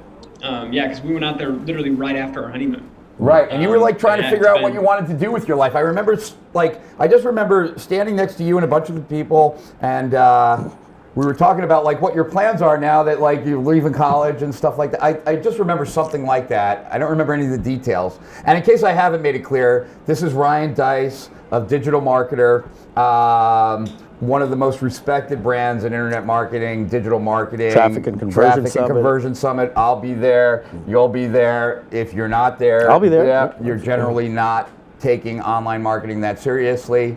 They sold that, and I'm sure they made quite a bit on that. And so just, yeah, welcome. So how long have you guys known each other?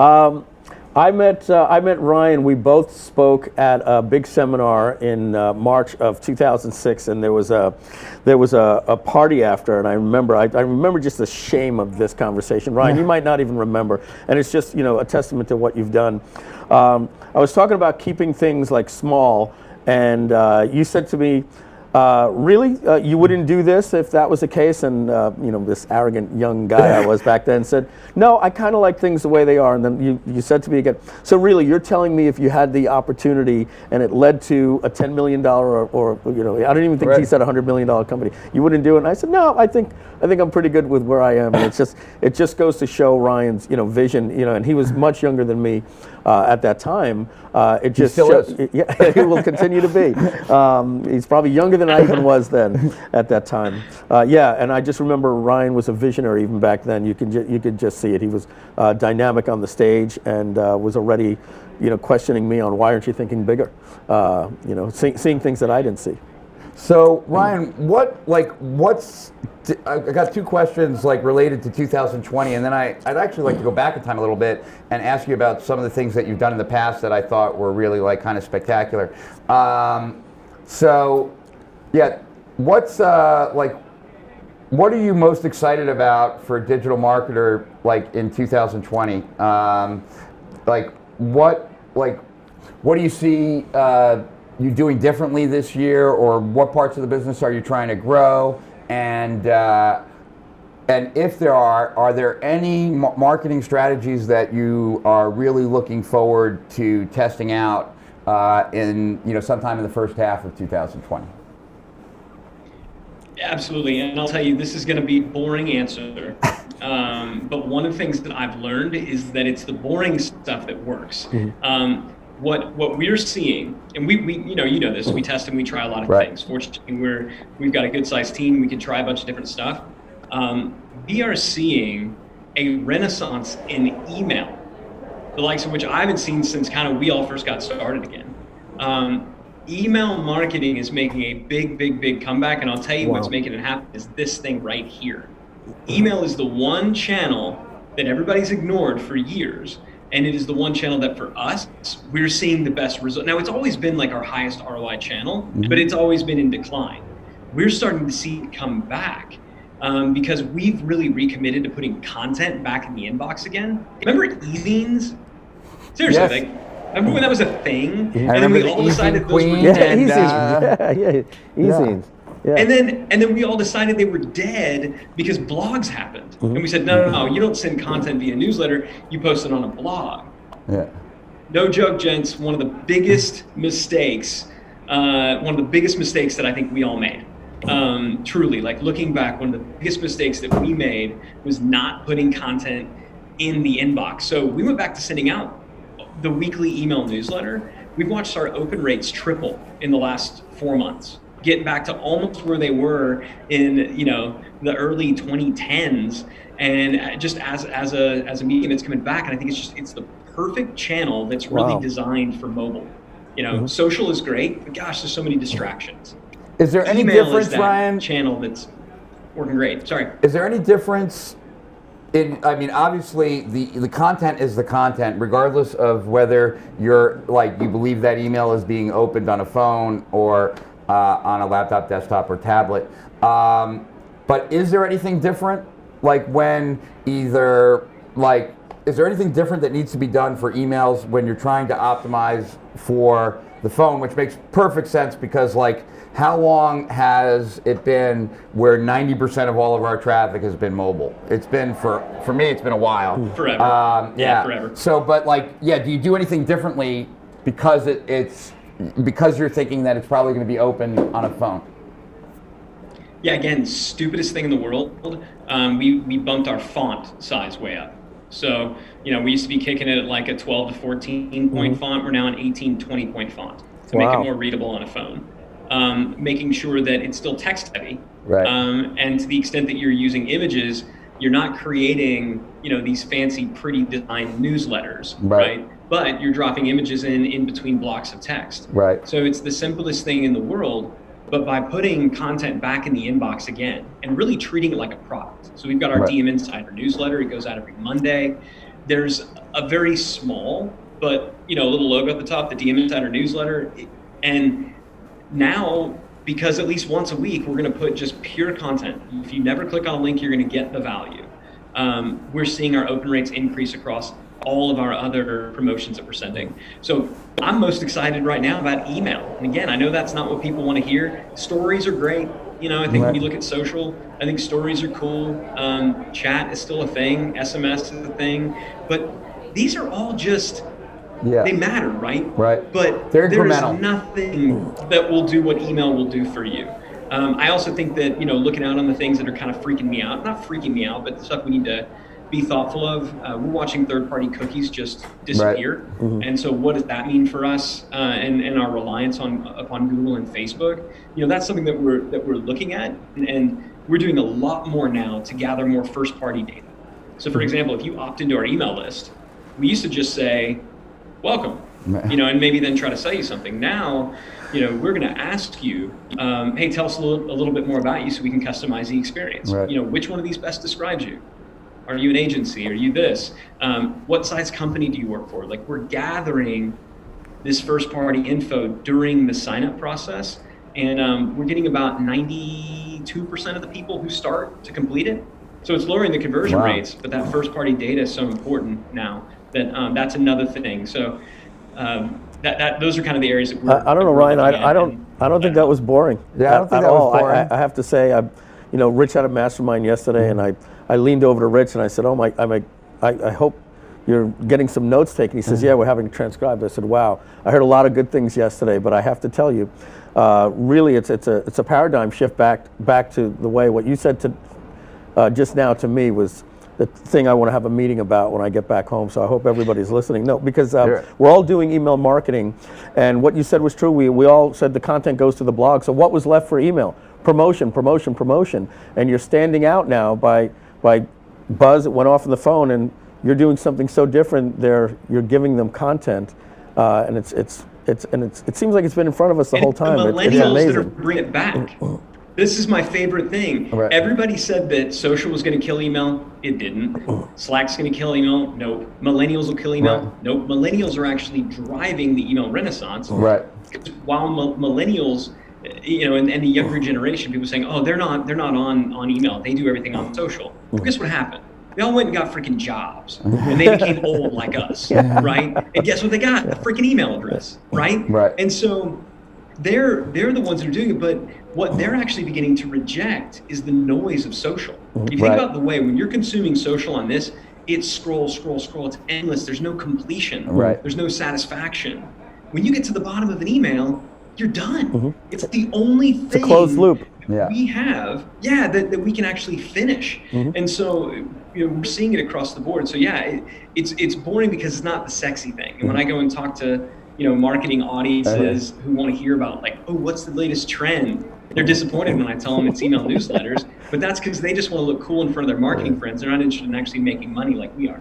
Maybe if you wore like a members only jacket when you told them that email was back in, like that would make sense. Or like e-zines only.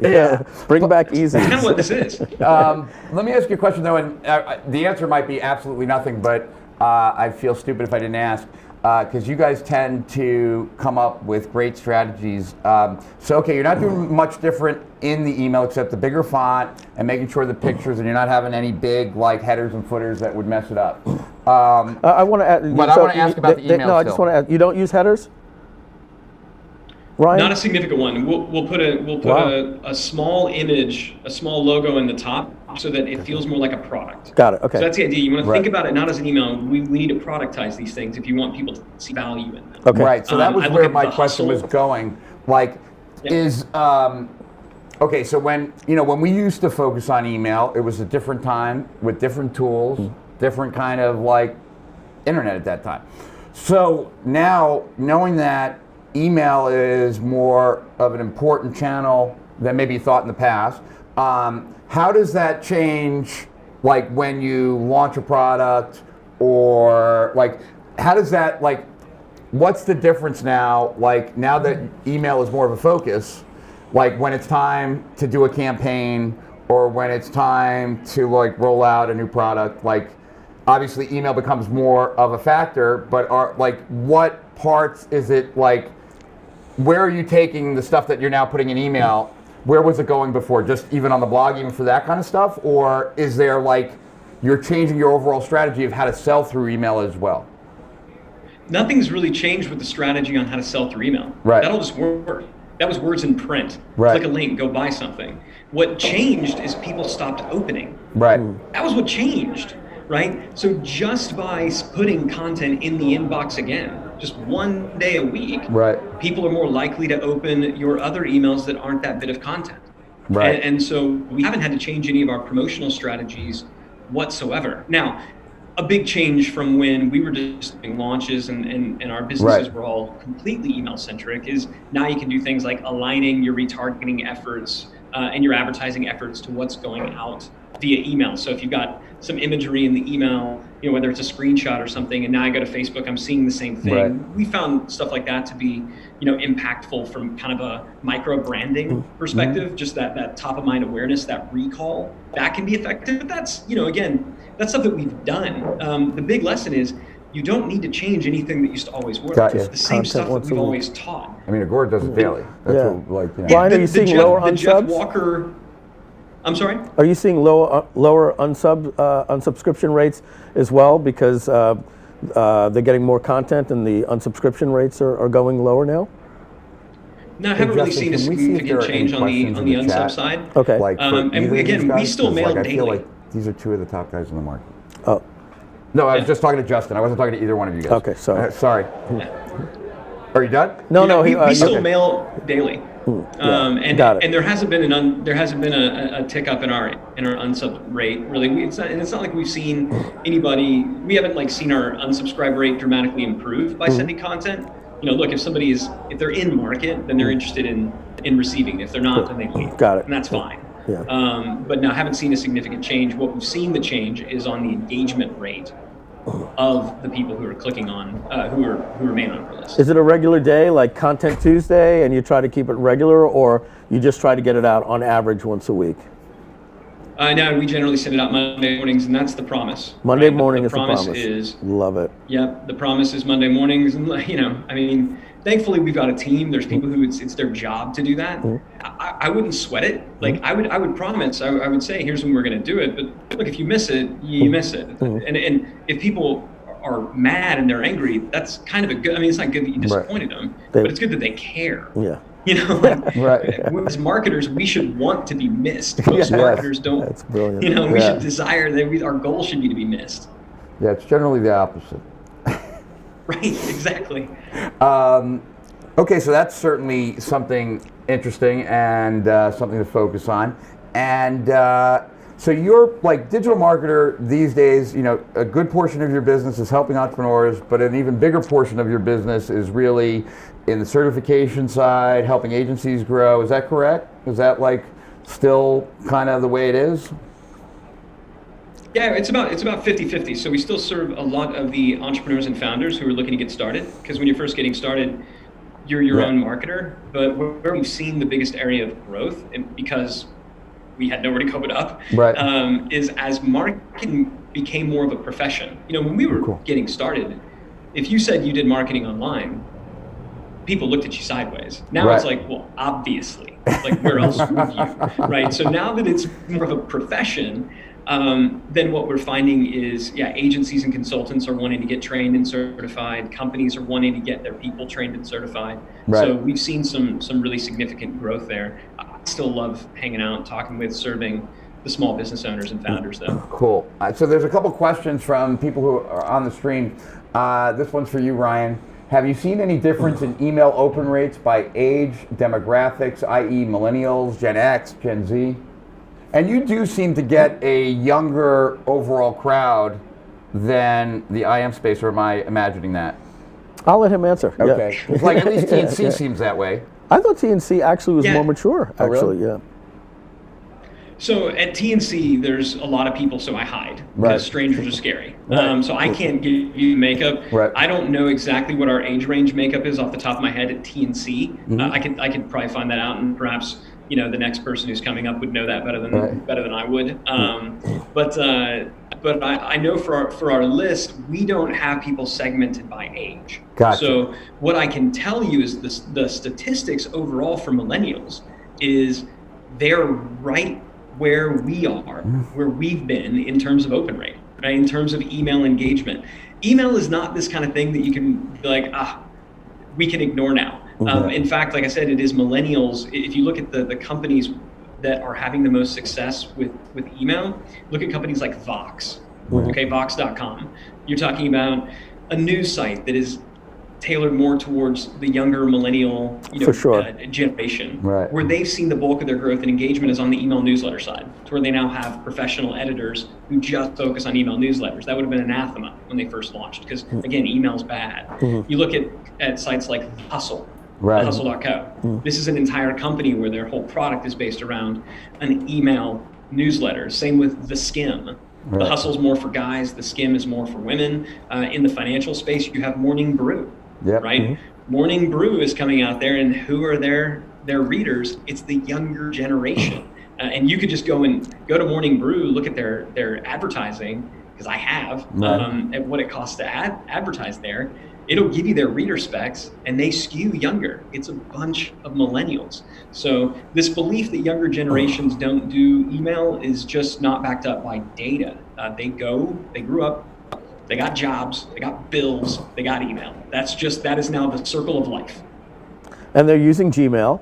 So we've always wanted to have like instant push notification. Wouldn't it be great if we could have push notification? But we always used to look at email as the way we do it on the desktop. But the millennials have their phone, and their Gmail app is giving them a push notification, and they're getting the content on demand. It just sounds so logical. Yeah. We're expecting these people to go to our blog. We all wanted to create apps. The app is already there. It's the one that it's on everybody's phone already. Yeah, you don't have to design a new app. And it is push.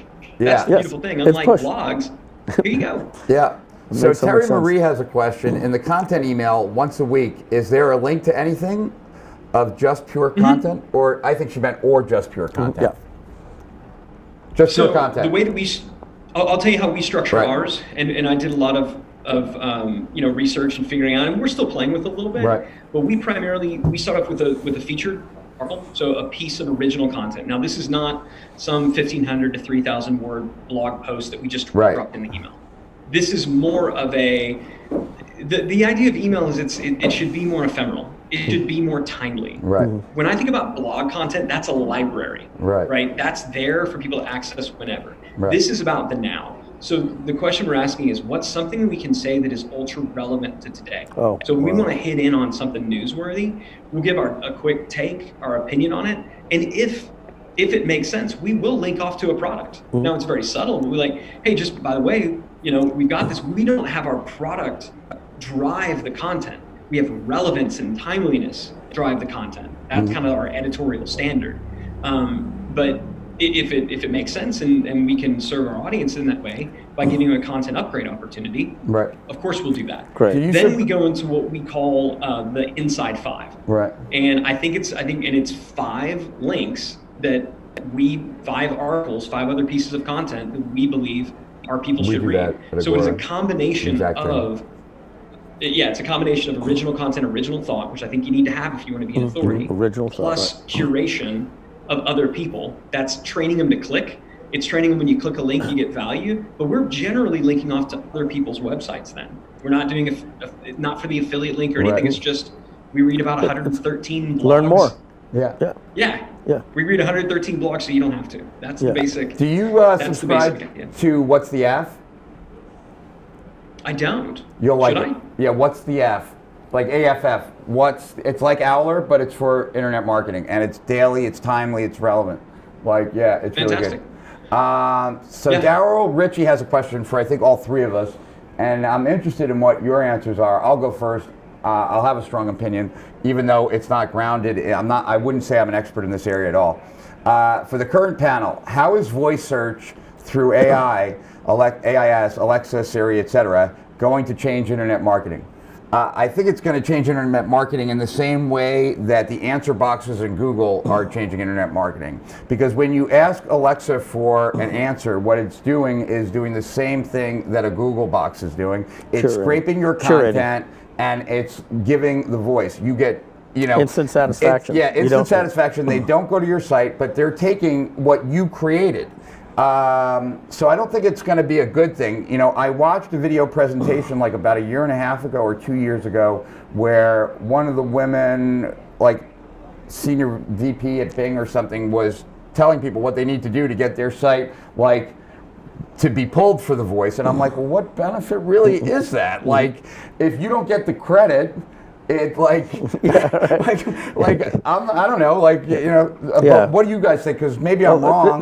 But I just don't think it's going to be good for us. I think it's going to be good for Amazon because Alexa will skew people to their products. If you want, if you ask Alexa to buy something, it's buying the Amazon choice, which is their brand. Like it's not, or it's buying the most expensive. And Siri's not in that yet. I think it's going to matter more in e-commerce, right? So I think it's really an e-commerce play, and why does Amazon love it? Because they can get you to go to their store, like that's essentially what they want. But I'm gonna. But they also get it where you're not price shopping when you use voice. Right, there's just one answer. It's like this article says this. So I'm gonna go back a little bit on probably copping out on the question, but I'm gonna say this. It goes back to the expression. Pioneers get slaughtered and settlers prosper. Right. This is a question that I'm happy to wait to see how it fizzles out before I want to get too prepared for it, because it may not be. It is the future. Yeah, it is the future, right? And so for me, I think there are so many other ways that are affecting our business that we actually have the control of right now. Yes. That this is something I would say, let me see how it plays out before I want to get too involved in reading every article on it and making any changes. Yeah, I wouldn't go that business. far, but I would say, and I don't know what the stats are, but I would say, I think there's quite a bit of already voice search going on. I don't know if you know what that is, Ryan. I use it, So it was interesting because I definitely have strong opinions on this, and that's what they are, by the way, opinions. But ComScore put out some stats a few years ago. I think it was like 4 or 5 years ago, and they said that 50% of all searches would be voice search by 2020. That hasn't happened. Well, the vast majority of my kids voice search. Do your kids voice search? No, I know. So I'm not saying it isn't gonna happen at some point. I'm just saying it ain't happening as fast as the experts predicted. A lot of what counts as a voice search is when you accidentally say something and you're like, "Shut up, Siri, I wasn't talking to you," right? Like they're counting that. Right. And so what I see it as a new channel.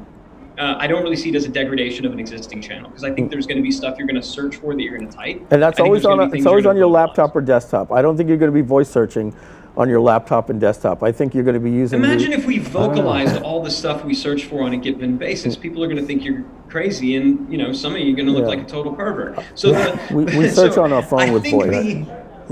Right. Yeah. I think it's going to be in addition to, really not in lieu of. And we see this so often with new channels. They really widen. They don't necessarily narrow. I think it's going to be far more niche than the experts are predicting, at least for the next 5 to 10 years. I agree with you. I think it's going to be more for consumer intent, things related to asking for a location, asking to buy something, the kind of thing that would have shown up in the top box anyway. Where's the nearest Chick-fil-A? Things like that. How many hits did Babe Ruth had? I think when somebody want to do deep research, they're going to open up the browser and probably go research. Consumer intent, and I think that's it. There's Are you doing that? Purchase intent where I want to go buy this or find this. probably at that point, if you're not top mind awareness, you probably ain't getting it anyway, right? That consumer intent-based research, I think, is not going to be done by voice, because I need to open up multiple tabs. Just the way that we as consumers research, and this is really important. Still today, only about 8% of all retail transactions take place online. It's only about 8%. All in the States. All the money and stuff that flows through Amazon, still only 8% of retail transactions occur online. Consumer retail? The vast majority takes place. Is that consumer retail or all retail? Like, does that take place at Snickers bar at a 7-Eleven? Is that what you're saying? Or no, I'm not talking about those kinds of things. I'm talking about like houses, like cars. Like that's all money. Like it's not really retail, right? But cars are. Cars are retail purchase. Sure. Right? Yeah. Like so we're talking about jets. Retail. Like So if we're doing by total volume, like it could seem smaller than it really is, because like it's still like Amazon is still 60% of Black Friday, right? Like total, not just online, like total, right? Like 2/3 of American households are Prime members. Prime members spend an extra $800 a year. The average Amazon user spends $600 a year. Prime members spend $1,400. And 2/3 of the population in the United States are members. That's more that will vote in the next election. So we're talking retail spending. This is, you can look it up. This was Spencer Spinell, who's the director of emerging platforms. I'm not debating it. I just don't know what retail means. Like, that's consumer spending, right? And usually consumer spending means consumer non-home, right? If you look at the way that it's done. But this is what I think is important. 96% of transactions start online. Right. And so do their research. Whether you're selling online or not, and the way that research happens, I don't think is somebody talking into a phone. I think what it looks like is opening up a metric butt ton of tabs on your browser.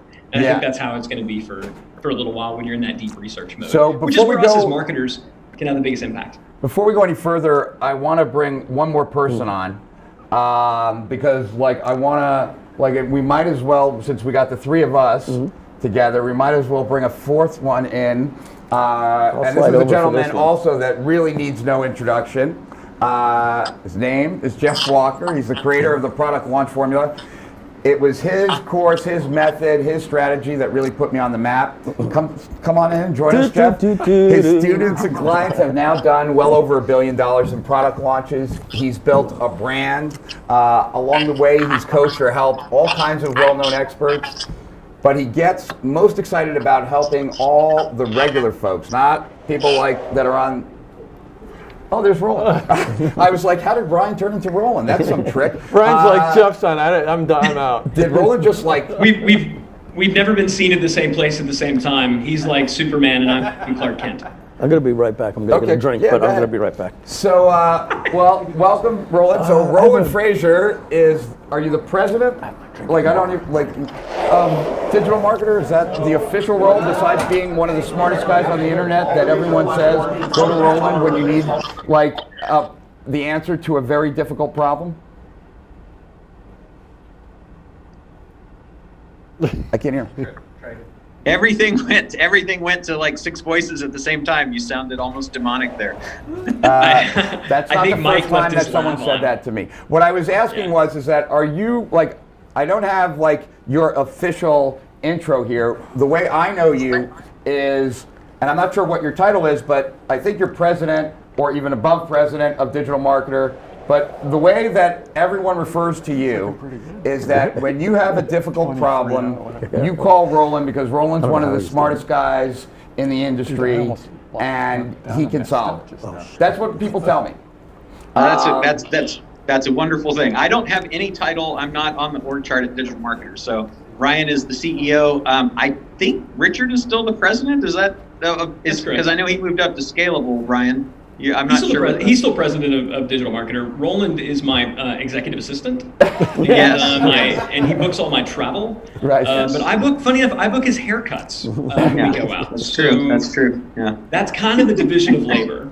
It's a give and take. It's a give and take kind of relationship. No, I just can kind of consider myself an investor. So we are co-owners with Richard and a few others, including I think Jeff's still in there. And we just try to do good things with digital marketers. So no titles here. Tom just fell. No titles. I love business cards that have no title, just a name and a phone number. Is he laying on the floor right because now? that means that nothing else needs to be said. So the big question everyone's wondering is Roland laying on the floor right now with his phone up above him? He's hanging upside down. I think he fell. He can't get out. He's waiting for the ambulance to come. I can do that. So Roland, you love growth hacks, or at least it seems like you do, because you always have new ones. What growth hack are you most excited about right now? You know, I'm really kind of like Ryan with the fundamentals of marketing. I like the fundamentals of growth and strategy. So I really, my favorite growth hack of all is acquisitions. I think there's no faster way to grow a business than to buy whatever it is that you want, whether it's customers or resources or distribution or supply or intellectual property or media. There's just no faster way to grow. So that's my favorite growth hack of all. And to help do that, I have, last count was 159 ways to buy businesses without any money out of pocket. So I'm very fond of that. We do quite a bit of acquisition at Scalable, which is the company that owns Digital Marketer now. Gotcha. So we haven't done, like, now someone say something smart. Let's start a conversation. Like someone who's not was unexpected, and now like 20 some odd hours in, or however long I'm in, all I know is that like all of us have spent like so much time together, but so long ago, and it's kind of interesting to see like what people like us, we were like pioneering new ground, and how big this industry has become. And how just the impact that we've had, I think, probably surprises us all. Well, I have a question for Ryan and Roland. Jeff can chime in there too. When we started out, I don't think we really started out with a question of how do I grow something that can scale, get to 25 million, 50 million, 100 million. We were looking to get online and become millionaires, I think, for the most part, or even say, how can I work from home? Right? Yeah, Jeff at 6 and 7, right? It was something to say in your domain. So for you guys, what's the mindset somebody should have now that they see it with their vision to say, okay, do I need to think bigger? Should I set, not necessarily right away, but the vision statement or the vision for the company to at least a 10-figure business when maybe before it was a 7, and even start considering an 8-figure business? Can I add one thing to it, and then I'd love to get your answers to it. Sure. Well, actually, you know what? You give your answers first. Sorry. Well, I'll start. I think it depends on what you want, because it's a be careful what you wish for thing. If you have a lifestyle business and you're happy with it, then it doesn't have to be anything more than it is. If you want to grow to a 9 or 10-figure business, then there's a lot of trade-offs in getting there. So you just have to ask what you want and what are you willing to do to get there, because it's going to take a lot of different things than you're doing now if you're going to go from 6 or 7 to 8 or 9 or 10. Well, you'll probably also personally make more money, especially in the short term, in a $2, $3, $4 million company than you will in a $10 to $20 million company. So what you're basically doing is you're trading income for long-term value that may or may not pay off. And so we've been fortunate where some of the investments that we made did pay off, and they paid off well. But they could have not. There's deals that we've done that could have fallen through. We thought, even when we were selling Traffic and Conversion Summit, I don't know how many times we thought that deal was dead, but we thought it was dead a lot of times. And that would have been okay. It was, we're still, by the way, we still are owners in that. And it'll still be us on stage. We still program the whole event. We're still heavily involved, in that event. Happy to, speak even to kind of, why that was sold and the strategy behind that. But that's an example of something that paid off. Like the decision was made, let's go big, let's create something that'll really have some value. It was way more profitable when it was a much smaller event in the early days, and similar to Digital Marketer. Like when it was just me and and Perry, a couple of us in a room, it was way more profitable than it was for a good 4 or 5 year stretch when we were scaling up. And so I think if the reason that you want to grow a big company is because you want to make a lot more money, you're going to be really disappointed.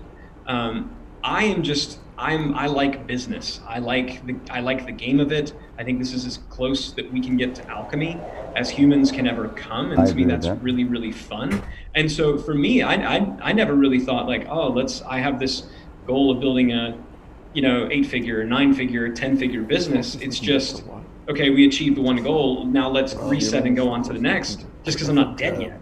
Now, what did allow us to do that?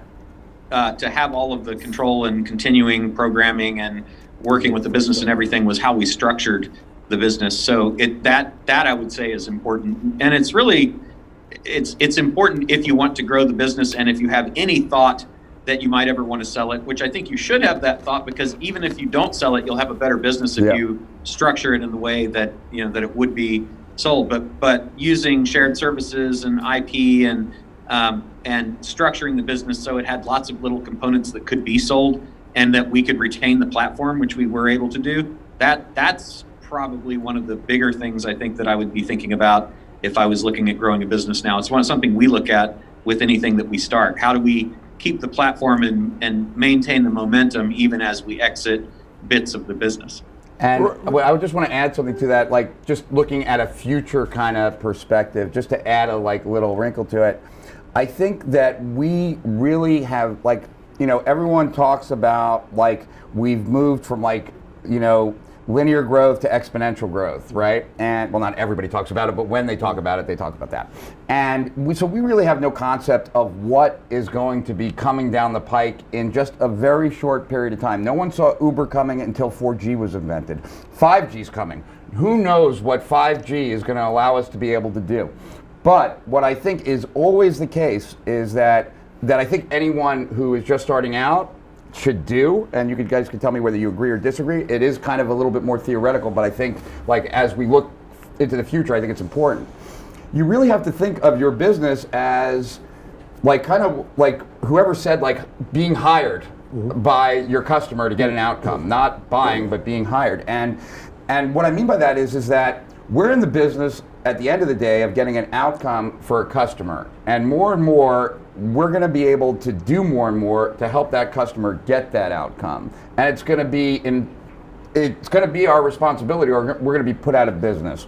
So if you kind of think the easiest example, right, is Blockbuster and Netflix, right? They're both systems to enjoy home entertainment. That's it, right? But which is a more efficient system in enjoying home entertainment?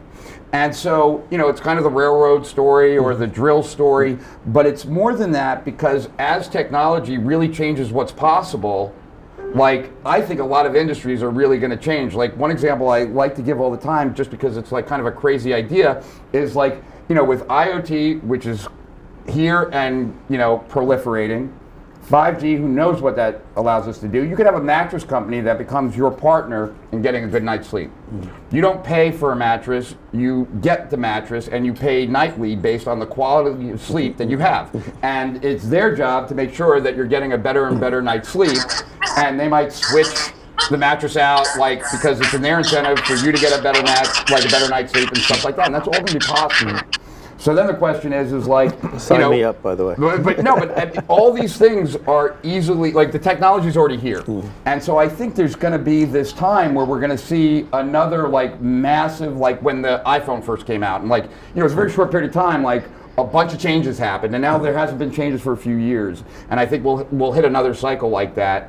So I would just say, and that's not the practical kind of advice that they're giving, but just always keep in mind that the odds of the industry staying the same are pretty slim, and that you're really in the business of getting an outcome, helping your customer get some desired goal, and the business that figures out the most efficient, easiest way for that customer to get that goal is ultimately going to win, and we don't know what the pieces are yet to help customers get that goal. No, we're going to have to pivot. I mean, if you look, when we we started out, we weren't doing live streams. No. We weren't doing video.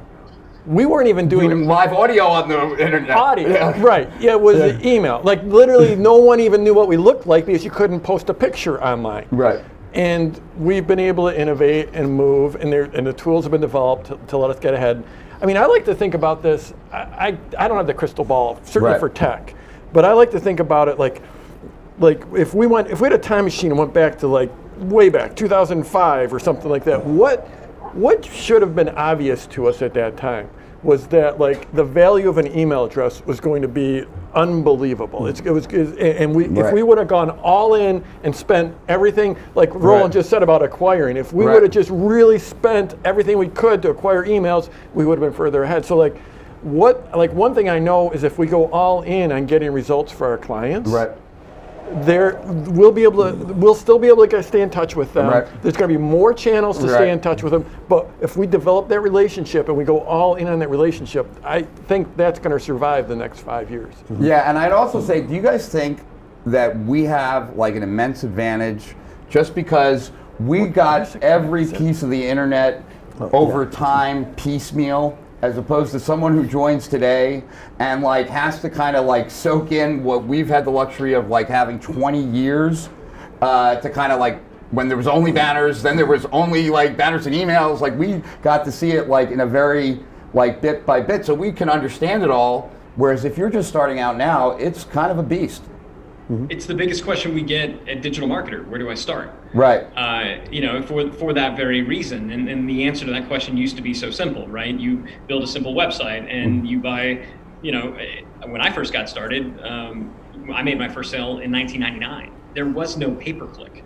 Jimmy D. Brown. It was a science fair project. Yeah, I mean, I didn't even know Jimmy at the time. Like, it was just, can I get ranked? It's been so long that Ryan now is almost as old as we were when we got started. He's got his gray hairs. It makes me feel good. I was gonna say, y'all. Yeah, it happened. I remember Ryan used to send us an email. It's like, it's sort of creepy that I'm hanging out with guys that are as old as you are, and now he's welcome to the club. Yeah, it's gross. I don't know. Because we actually had someone ask that question. Randy said, if I'm just getting started, what's the most important skill to focus on? So here's the funny thing. I think it depends on what you want to do online. I think it's exactly what Jeff said. I think still today, the building media in the form of an email address I think that is still the most important thing. And then figuring out how, now that we have this, do we add maximum value? But this idea, if we only think in terms of how am I going to add value, that's great. Right. And I think it's a good thing to think of. We shouldn't just be thinking about how do we scalp our people and extract as much value from them as possible. We have to think about how do we deliver value. But still, just from a tactical marketing business growth perspective, if you are not building your own database, if you're not building your own email list, collecting first-party data, coming through, knowing who these people are, being willing to sacrifice slightly lower conversion rates to know what's their name, what size business they are, what are their interests, so that you can follow up in a way that's meaningful, then I don't think, if there's one thing that has proven to be true time and time again, these third-party channels are open until they aren't. Right. Right? Facebook was open until it wasn't. Twitter was easy and then it wasn't. Even search, right? Now everybody complains about Google. We talked about the top listings, right? And now they're not even linking to my website anymore. I mean, it's their channel, right? Crimea River, they get to do that. How do we respond? We respond by building our own media. And so set aside every marketing practice and tactic that is out there. The only one where you're truly building your own media is email. And so I think the very first thing that I did when I got started was a simple one-page website where I collected an email list, where I built an email list. And my very first goal was to get 1,000 subscribers. If I were starting over today, I would do the exact same thing. And I think we get distracted by the shiny objects as they come along. And I think the new people coming think that, clearly I need to build the largest TikTok audience ever. Yeah. No. The people who've been around are like, that's freaking adorable. I did that on Facebook, right?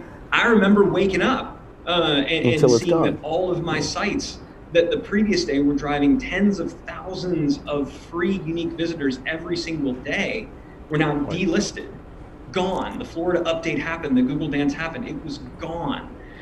We've been around enough to watch these channels open and close. The one that you still continue to have access to is email. And I think direct mail is going to make a comeback too. Now, maybe that's just the gray hair talking, but I think it's happening. Yeah, no, I want to drive home those points. So Rich, your entire thing here is about, these 3 companies or 4 companies, right? They own all the data. They own all the data. And, as Ryan was just saying, and Roland, data's the name of the game. And what most entrepreneurs need to do is kind of think of every interaction with a visitor or prospect or client as an opportunity to leverage data to make a better interaction and to capture new data about the data that they have. And no entrepreneurs that I know of in our space are really doing that. But we can, right? Yeah, right. And the AI tools that I've seen on a enterprise level, when they make it down to the small business level, whenever that happens, a year from now, 5 years from now, 3 years from now, no entrepreneur I know has the data to power one of those tools. None. And that's going to be a disadvantage as well. Like if we don't start capturing data. But the thing is we do get the data with the email address, and Ryan is reminding us of how powerful that is. And there's different ways that we could segment that list, but just to tie Well, as a means of contact, it's very powerful. But if cookies disappear, then loading up email lists to Google, unless they decide on some new proprietary thing, which they probably will. But your ability to load email addresses into a platform to target are gone, right? And I see it a little different. I see that if you have the email address, right, that's one thing. Like if you have the targeted audience in Facebook and your Facebook group, all that stuff can be taken away from you.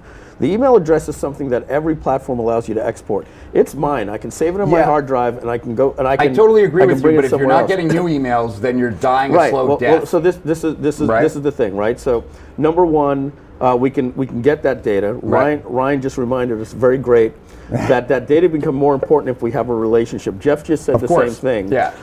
Number two, how we make money is literally just a product of how good our value is based on how many people we can reach. And how good we can articulate that value. So one of the things when you look at being a YouTuber, right? What a YouTuber says, I want to become a YouTuber because I see other people having 1 million subscribers. What they have to do is literally say to themselves, I'm going to serve and serve and serve and serve and get in it for the long term, because it could take 18 months to 2 years. Yeah, we just heard Brian Rose walk us through that. Exactly, but he had to be committed to giving content every day. As a digital marketer, we can take all of that information that I can have the email, I can serve, but there's also avenues where we can learn to buy traffic, and we can put a turbocharger on that a little bit quicker. But what it really comes down to, and what I've realized here is, I've had probably 7 years ago, I could say I had 1.2 million email addresses. Mm-hmm. I'm reaching maybe 32,000 people today because of the biggest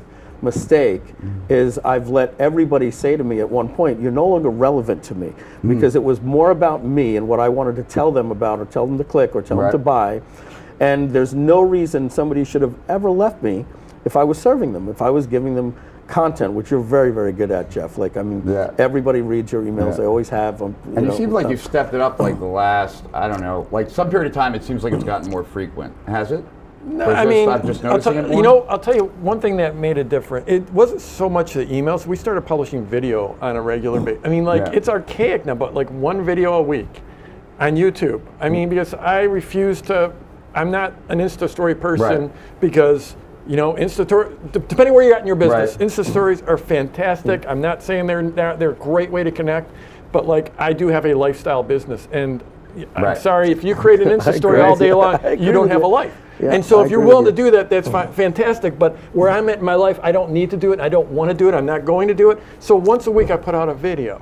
On YouTube. It's a 5-minute video. It ends up being as much personal development as marketing. And that, I'll tell you, that changed everything. I started doing it 6 years ago. And Dean Graziosi, remember back 24 hours ago when Dean was on? Dean's a good buddy. He's kept on telling him, dude, put out a weekly video. And so I started doing that. And it changed everything in terms of the people get on our list, and they, there's the whole recency thing. Now I have people that are on my list for 2 years that are still opening the emails and still responding. Because you're serving them. You're asking the question, who am I serving, right? And I'm talking introspectively. When I go to write an email, I'm serving myself, right? I'm writing the email so that I can get an open rate and get a click to either promote my product or somebody else's product. That's the way I've looked at email. And maybe like Ryan said, blogs were for content, YouTube was for content. And at the end of the day, the biggest question, this is me self-reflecting, right, is looking at Jeff doing the weekly video. Jeff is saying when he wakes up before that video, who do I serve? And it's the person watching the video. At the end of the day, they need to get the content as opposed to Jeff just saying, what do I have to do to promote myself today? Right, exactly. And, hey guys, can I speak to that? Because I think it's not binary. It's not that you do one or the other. I think about it like a bank account. So I look at branding, and because really, what is branding? Branding is just delivering value in advance. Whether it was an ad that made us laugh or made us cry, made us feel something. I recognize that I've got a feeling. That's value, right? So brands have sought to do this through advertising for over a century. But when I think about branding, I think the simplest definition of branding is anything that makes a deposit of relational equity. So when Jeff produces one of the videos and pushes that out each week, he's making a deposit of relational equity. Now, there's nothing whatsoever wrong with making a withdrawal, which is what we do with direct response and selling, as long as you have adequate funds on deposit. It's the bank account, right? You can go to your own bank and make a withdrawal. If you don't have funds there, that's called stealing, right? That's called bank robbery. And so the problem that marketers have gotten into is many of us, when we got started, the only choice that we had, because we had nothing to sell, was to deliver value. And that's how we got started. That's how we built a following. And then something happened. We needed to sell something because we needed to eat food. And so we did, and it worked. And then we bought food and we bought nicer houses. And then all of a sudden, we talk about, and I don't mean this in the way that you describe lifestyle business, but very often the mistake that entrepreneurs make is they build their lifestyle around what their business generated the month before.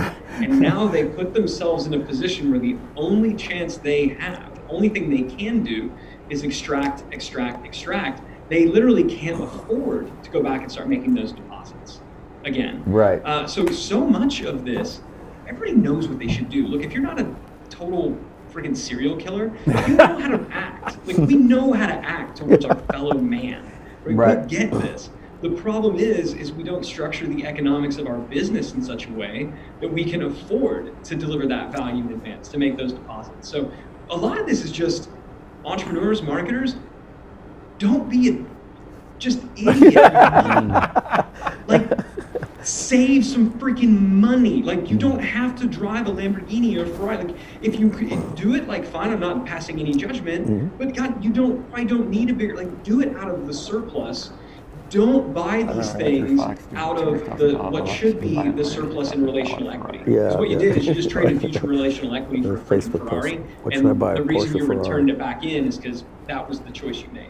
Okay, so I'm getting a message here that I'm being selfish and using all this time just to talk to all my old friends, and while the guests that are supposed to be come on are stacking up. So I want to end with this parting question. A couple of people have told me that this was really like an amazing day and a half, 2 days, and that I should make this an annual thing. And so let's say I do it and it's an annual thing, and I somehow convince both of you guys next year to be here. And so we're talking in next year, this exact time, what has changed? Just what do you think is different this year, next year, this time? Anything change? Are we focused on anything different? Just what do we think this year? So it's January 2021, and they're looking back on 2020. It's February 9th, it's February 20th of 2021. What are we predicting happened? Yeah, I believe we've entered a time of consolidation. When we were first getting started in the early 2000s, that was the wild, wild west. What always happens, it happened with railroads, it happened with the printing press, this massive influx of ideas and things naturally generates regulation, and regulation in the form of new laws, regulation in the form of priority inboxes, regulation in the forms of GDPR. Sales that tax. naturally produces, sales taxes. That naturally produces consolidation. And so where we are right now is we're in an age of consolidation. And I think now is the time when the rich are going to get richer, and the people who are just getting started, what you need to do is focus more than ever on picking an incumbent and just kicking the ever-loving crap out of them by better serving, but also focusing not on all the channels, but picking one. And I think, for most of us who have our successful followings, I think we're going to be bigger. And I think for a lot of the people who are on the fringes, who aren't making those deposits, they'll probably be out of business. I think that's the biggest change between now and then. What about you, Roland? Roland, you're on Roland, mute. You muted. You muted yourself, Roland. Sorry, I was trying to help with the echo. I think you go through cycles of consolidation and fragmentation, so it'll be interesting to see the incumbents that are here now, the Googles and Facebooks and Instagram, do face pretty significant threats, I think, from the WhatsApps and the messaging platforms that are out there. So it will be interesting to watch what happens. I think those will ultimately take over as conversational commerce and everything around that, all those opportunities come into play. I don't know if it'll happen in the next year, but that's really, to me, where we are going to ultimately go, because it's just way easier to conduct business as a conversation than it is in a broadcast form. And I think a lot of the things that we've got right now are still broadcast. So that's where I think things will head. Cool. Based on everything I've seen. So, Mike, why don't you say what you think is going to be the difference? And then I want to say goodbye to everyone. And I want you to stay, because we haven't really had a chance to talk. So, go ahead. I actually didn't think too much of the question when you asked him that, Okay. and I'm gonna bounce out. Okay. I know we've got a lot of guests. I'm Right. excited to let Jeff get going. So I've just been honored to be on this 5-person panel here. All right, so let me make a prediction Sure. that many of you won't think. Right? I think Trump will win. I think there will be a tremendous amount of unrest in the United States, as everyone who hates Trump will now be apocalyptic. I think that the U.S. government will file an antitrust lawsuit against one of the big four. I'm telling these are my predictions. Like, we'll see if I'm right, or maybe we won't have this event. That's the point of the question, right? And I'll leave just those two, but I think it's going to be very different. How does that affect it? What about the economy too? Yeah. I think the economy is going to go forward, but I think it's going to continue to grow for next year. Yeah. It'll be just As long as the coronavirus although doesn't the kill us, coronavirus right? could be a game changer. Yeah, that's the question. I'm gonna bounce out. Jeff, great None seeing of you. us are equipped to speak about the coronavirus. Right, I'm Take it easy, I'm everybody. fixated on that cruise Bye, ship, folks. and I'm wondering Dr. if Dice. everyone is going to die on that cruise ship. We have our first return guest, I guess we could call you, right? Yes. But obviously Todd is much more than that. Todd was a client, a friend, a partner, a best friend, and we've been through some spent a lot of craziness. time together, Some right? craziness. And Todd is from the day that we became close friends till today. Like, when I have a question that is related to what is currently happening right now in marketing, what does the market believe? What are the angles that are going to work? Todd is the first person I call. He wasn't always the first person I call. Like, it used to be Jay Abraham, or it used to be someone like Mark, but I'd be lying if I said it was anyone else than Todd. Todd was the first person I call whenever, like, I want to get greater clarity on a marketing Usually, situation. though, in all fairness, the question, Mark, he'll call me and then he'll ask me, do I know somebody who can help him with who can I speak to, Todd, that knows X, Y, Z? But no, man, it's been a crazy adventure, man. Yeah. I was talking earlier about how we first, like, you were my first official mentor, like legit, first official mentor learning business And you won the systemization. contest. I won the contest. Which was hilarious. Like, just to give some backstory here, and then we'll kind of dive in. Yeah. But, so in my very first launch, when I launched the Internet Business Manifesto, I was going to have a contest. And the contest was going to be, I was going to award one person a hot seat, where I was going to redo their entire business on the fly, on a call. Yep. And at this point, the launch was going so well. I was like, we had already like put up the blog post and had people email in and like, why that we should choose them, and so I figured, you know what, there is only a way to lose here. I don't see this launch.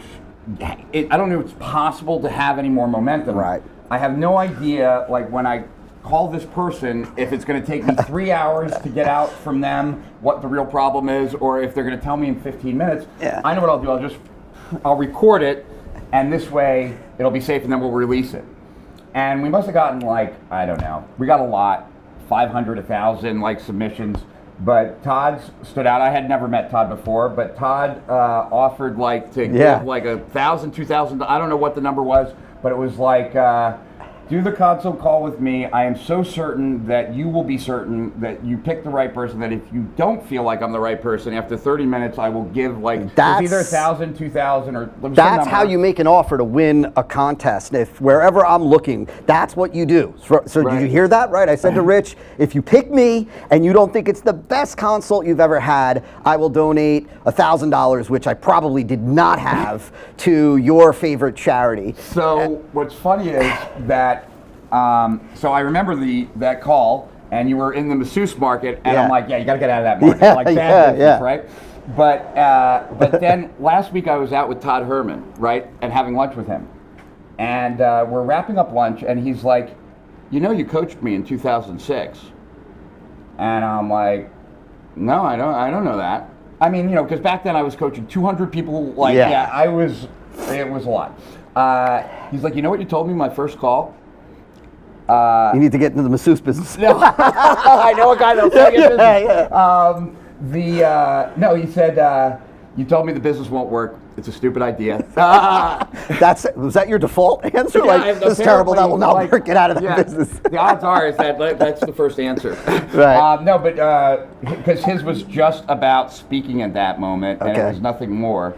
But yeah, apparently I told that to a lot of people. I was very. There are a lot of people. There are people that could have been entrepreneurs with their dreams crushed. Yes. You probably saved a lot of people from going down some crazy paths. Right. But that's not the end of the story, though, of how we became friends. So right. So you had said to me, I said I'm moving to South Florida. Turns out you're like 15, 20 minutes away. You say, connect with me when you get to Florida. Of course, in typical Todd fashion, I do not connect with you. And then I'm at Jeff invited me. I think it was to his event that you were speaking at. I invited you to other event. Oh, right. And that's when you first met me. I weighed 250. Yes. Right? Yeah. There was no judgment whatsoever, though, with that. But that's when I first learned about the difference between someone's picture online and meeting them in real life. That's why my philosophy today with posting pictures online is this: I really want to post bad pictures so that people are pleasantly surprised when they meet me in person. That's the game, right? So that I set myself up for success. But so this was the deal. So we ended up at another event. Okay, we ended up at another event, Jeff's event, and Rich was speaking there. I was a guest just in the audience, and it turns out we're on the same flight home, and the flight is delayed, like 3-4 hours or whatever it was. And so we're at the gate together, hanging out now for 3-4 hours, and I don't think we talked about business at all. Like no business, no marketing. It was what I today call buffoonery. Buffoonery. Write that down. You'll want to use that. Buffoonery. And then I was like, man, I could hang out with this dude. I'm like, this guy we get each other. And that was it, we're man. Jews from the Northeast, right? And then so that's how it all began. And man, it's been a crazy ride, over the last, decade plus, whatever it is, almost two. Oh my gosh, crazy, man, crazy. So let me say this. So I can put you on the hot seat and ask you. You can put me on the hot seat, sure. So of course, you're going to be better at it because you know me better than most people. But I'm not afraid. We're going to talk about politics and religion and the things that you still need to tell your mom. Yeah, exactly. But so look, man, I think what you put together here is obviously crazy, crazy in a good way, crazy, seeing everybody come in, all these, the players, the best of the best of the best. And so I'm curious if you've shared this, let me know already, but what was the thinking behind doing this? Why? I know you feel strongly about, Greg asked me earlier, he said, why do you think Rich did this now? He was, on camera, right? Why did Rich do this now? Right? And I said, for two reasons, in my opinion, I'd love to hear from you. I said, number one, because the writing is on the wall, right? I'm looking at that one, that bad boy, this one, that one. Okay, I'm getting the thumbs up. I love it. I don't normally get to ask the people behind the camera, what's going on, because normally there is no one behind the camera. It's totally like one of those gorilla Honey, pod can things. you come in here? I should hold it straight. what was I going to say? So why am I doing that? Yeah. So one, because the writing is on the wall, because things are changing, things are happening. Right, like this business that has been the same for a very long time is changing. Plain and simple. We together, collectively, all of us can either fight it, or fight it and deal with the consequences, or adapt, learn, and change, which is life. So that's number one. Number two is because you believe that you can make a difference, and nobody is making that difference right now. So you see it, and you know you can help people. But why this, man? Like why this? Why this monster undertaking? Well, so I was I'll key you in on a little part of a conversation we just had with Ryan Dice and Roland and Mike Vilsain and Walker. Like we were all sitting here. Right, and I asked them, I don't remember, a few people have told me, you should make this an annual thing. And if we can make it an annual thing, that would be wicked cool. Wow. And so I said to, Ryan and Roland, it's now February 19th or February 20th, 2021. What's the world look like? We're doing this panel then. What's taking place over the next year? And everybody gave their answers, and then I gave my answer. And my answer was a little bit, I wouldn't say apocalyptic, but definitely not necessarily optimistic. I said that here's what I believe. I believe Trump will get reelected. I believe that will cause a tremendous amount. No, that's not crazy. I am kidding. But that's going to cause a tremendous amount of social unrest. The people that hate him now are going to be that much more in arms later on. I think that the government's going to go after one of the four. I think that there's going to be an antitrust case started against either Google or Facebook or Amazon. I don't think it'll be any of the other companies, and I think it's well justified. I've said a couple of things in passing, and I know in the videos that led up to this, I also gave some statistics. And let's just think about this. 90% of search is controlled by Google, and Google could kick you out of the search engines. Yeah. They do it all the time. That's like kicking you out of the white pages. It's like you no longer exist. We had a conversation with James von Elswick. I don't know if you heard that conversation, where he lost his personal account for a month while his ad account was still on and he couldn't go in and turn it off. Oh my and for that month, he had used Facebook to stay in touch with everybody. He became invisible. And Mars also has had that experience where people that he used to speak to on Facebook, when he lost his Facebook account, he can't get in touch with them anymore. Wow. And so, you see that going on, right? You lost an ad account the other day. We lost an ad account the other day. It happens all the time now, right? And I was told that this was going to happen because, the AI tools are not up to snuff yet, and so their default is to reject unless you're a brand. And that puts us all in jeopardy, all small businesses, right?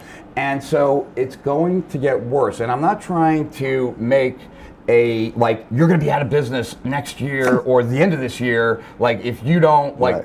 It's not that. It's that what is in their best interest is in our worst interest. And what's in our best interest is in their worst interest. And so right now, it's like me looking at someone who is 10 feet tall, and we have a problem, right? They're going to kill me. Yeah. So it can't just be left where this kind of continues. And I think that what I said in the mastermind, I don't know that I have the solution for it, but I think it's ridiculous.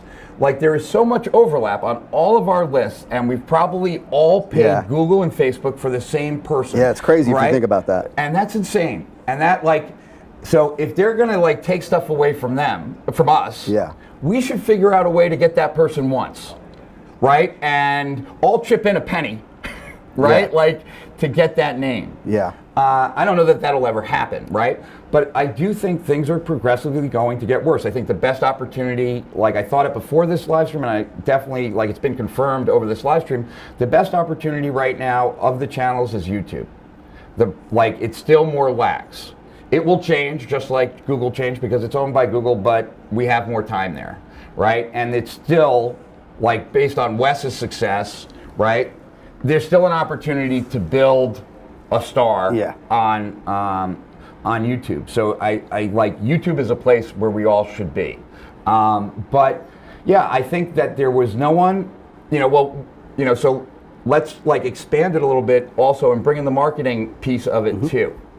Because we've both studied big ideas a lot. You've really studied it. And one of the like components of a big idea is that it is like something that is on the minds of people, something that like you're articulating what is already there. You're putting words to a feeling or to a thought or to a fear. And so from a big idea standpoint, this is something that already exists, right? This is something that no one's talking about. So from a marketing thing, it's a beautiful thing to take. But I've done this for a long time, and I've never taken one that I didn't truly believe in, right? But I'm very happy when there is one. Right? No, I get it. I love it. So I think there's that. And I also I've had my challenges with all those platforms too. And it started when Google didn't allow me to bid on my own name. Meanwhile, AT&T was bidding on my name. All these big corporations were bidding on my name. Google was getting paid every time a click happened on my name. And so I had to trademark my name, send a cease and desist to Google, and then no one could advertise on my name, right? And then I let the trademark expire. So now if I want to do it again, I'm going to have to go through the process again. But it shouldn't be that way. It shouldn't have to be that way. And I just think we're dealing with companies that are very willing to take our money and very unwilling to be responsible for anything. And they have no reason to fear being responsible. They're already they're the second largest lobbyist group in Washington. They changed the copyright laws so that people couldn't go after Google like they went after Napster. They have changed legislation. They've gotten caught breaking crimes.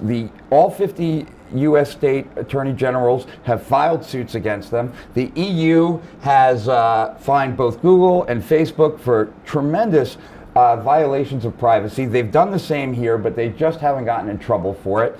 I said this earlier. They got caught. Google bought all of MasterCard's data, and what made MasterCard feel it was okay to sell every purchase that I ever bought on a MasterCard? Right. Anyone else does that, they go to jail. So I just think it's a really stacked deck, and then you add on top of that the wealth disparity is insane, and then a comment on humanity, and then I'll stop. Yeah, I was going to say, then kick over the table. No, a comment on humanity is that, previous generations, the world's brightest, or at least America's brightest, came together for the Manhattan Project to make sure that, the world didn't fall under tyranny. That's where the smartest and brightest people went. Today, the smartest and brightest people go to Silicon Valley and they spend their time trying to figure out how to make us more addicted, how to make us more isolated and alone, in front of a machine that rewards us by little dopamine fixes. It's just insanity, right? This is what the world's smartest people are working on. How to make us more addicted to technology, how to make us more isolated. It's a shame. And go get them, everybody. And I'm a libertarian. I'm a libertarian, so these are words that are not out of my mouth. I get it. I totally get it. And so let's do this. I'm wondering, and you guys, the camera crew guys, whole fellas, let me know if I'm taking him off track. But so I would love to, there are folks watching that are aspiring entrepreneurs. They're really, and I say this with love and admiration. They're little guys and gals, really inspired to have their own business, to get free. And they may be thinking to themselves right now, this doesn't apply to me just yet. And so, and they're struggling with their marketing. It's not working. Okay, it's not working. There's so many different models out there, so many different approaches, so many different traffic sources. There's so many people teaching stuff out there, and it's not working. Okay, whatever that means for right now. And so let's go back to that. Let's talk for just a little bit to that. And the reason why I'm asking you this is because, you know, there's been a lot of, and I love, you know, I love and admire all the guests that have been on for this, you know, monster broadcast. And there's been a lot of talk about, you know, tactics, like, you know, how to, you know, what tweak to do on your Facebook ad or what tweak to do on your YouTube ad, blah, blah, blah, all that stuff. But why do you think so much marketing just isn't working? Why do you think the small startup, the small entrepreneur, the one-person show right now that is using Russell's ClickFunnels or whatever it may be, whatever app, and it's just not happening? It's not happening, one, because I think like the marketplace has changed from a standpoint that, you know, everything has accelerated, right? Like that's not news to anyone. But when we were starting out, there weren't that many gurus, right? Yeah. And a false guru would be obvious, like, because the world was so small, right? Like you couldn't make a claim like, because like it just wasn't that big of a world and people would be able to like find you out. So I think a lot of people get a lot of bad advice, for sure, right? And a big part of it is that they're getting recycled information. You know, there's no doubt, right, that you've inspired, to make it a nice word, right, a lot of people who are funnel specialists. Read into that, people. Right? There's no doubt, right? And, you know, it doesn't bother me, but like I've seen the manifesto knocked off how many times, some of the ways I describe business, like to make the sale, like have been taken, and that's fine. Like I was influenced by the people that came before me too, but when it becomes so easy, and you know, remember that if you wanted to play that game, let's say 6 years ago, you still had to have before ClickFunnels, you still had to have a team to build you a funnel. So playing the game of fake guru was not easy because you had to have the resources of a real guru, which most of them didn't, and you had to have the knowledge of how to get it all done. That's all gone, right? So I think that's part of it. I think it's harder now, right? Like one of the gentlemen here who is very knowledgeable about media buying was saying like the cost of acquisition has doubled every year on Facebook. Like, you know the old thing, like I give you a penny today, I double it 30 times. Like, you know, we're over like, you know, $100 million or something like that. Well, it doesn't take that many doubles, and it didn't start at a penny, and so that's another thing, you know, to make it work. I didn't even know this. This was news to me because I've never bought anything off of Facebook. But when people buy things off Facebook, and I would assume you know, but I didn't know this, they now do post-purchase surveys. You clicked on an ad and bought like this. Yeah.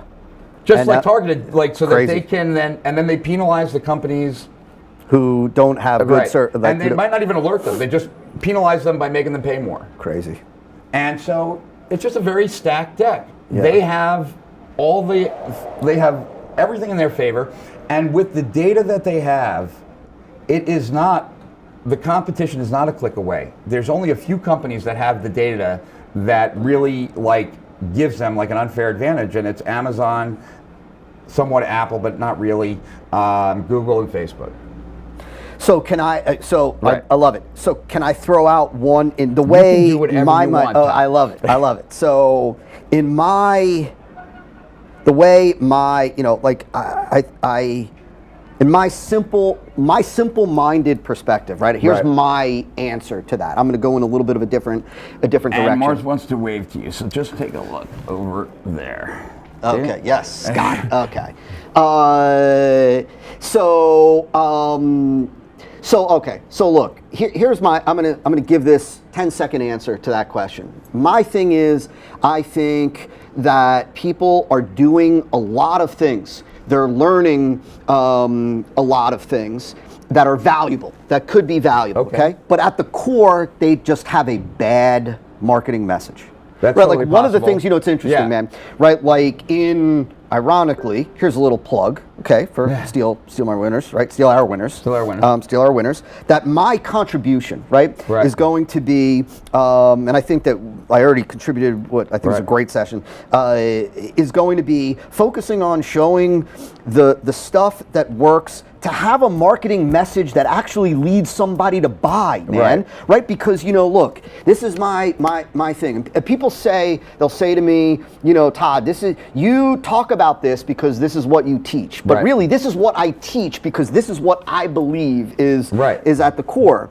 That, like, look, if you've got, call it Instagram, and you're optimizing it, and you're doing blog posts, and you're doing these things that can all be valuable, but you're sending them to a marketing message that just does not work, then it's a complete waste of time. It's a complete waste of time. It's like creating a bad piece of content and then spending a lot of time populating it over the internet. Like, all it does is damage your reputation. It doesn't help. Yeah, and so, you know, I see a lot of, as I'm sure you do as well, I see just so many campaigns, and I don't know, you know, I'm not sure if this is, you know, if we want to talk about it at all, or because there's so much that I want to ask you even about big data and whatnot. But I just see so many campaigns, and I look at these campaigns, and I know that, like, listen, you know, this is just bad. Like, it's just bad. I'm sorry. Like, it's just bad.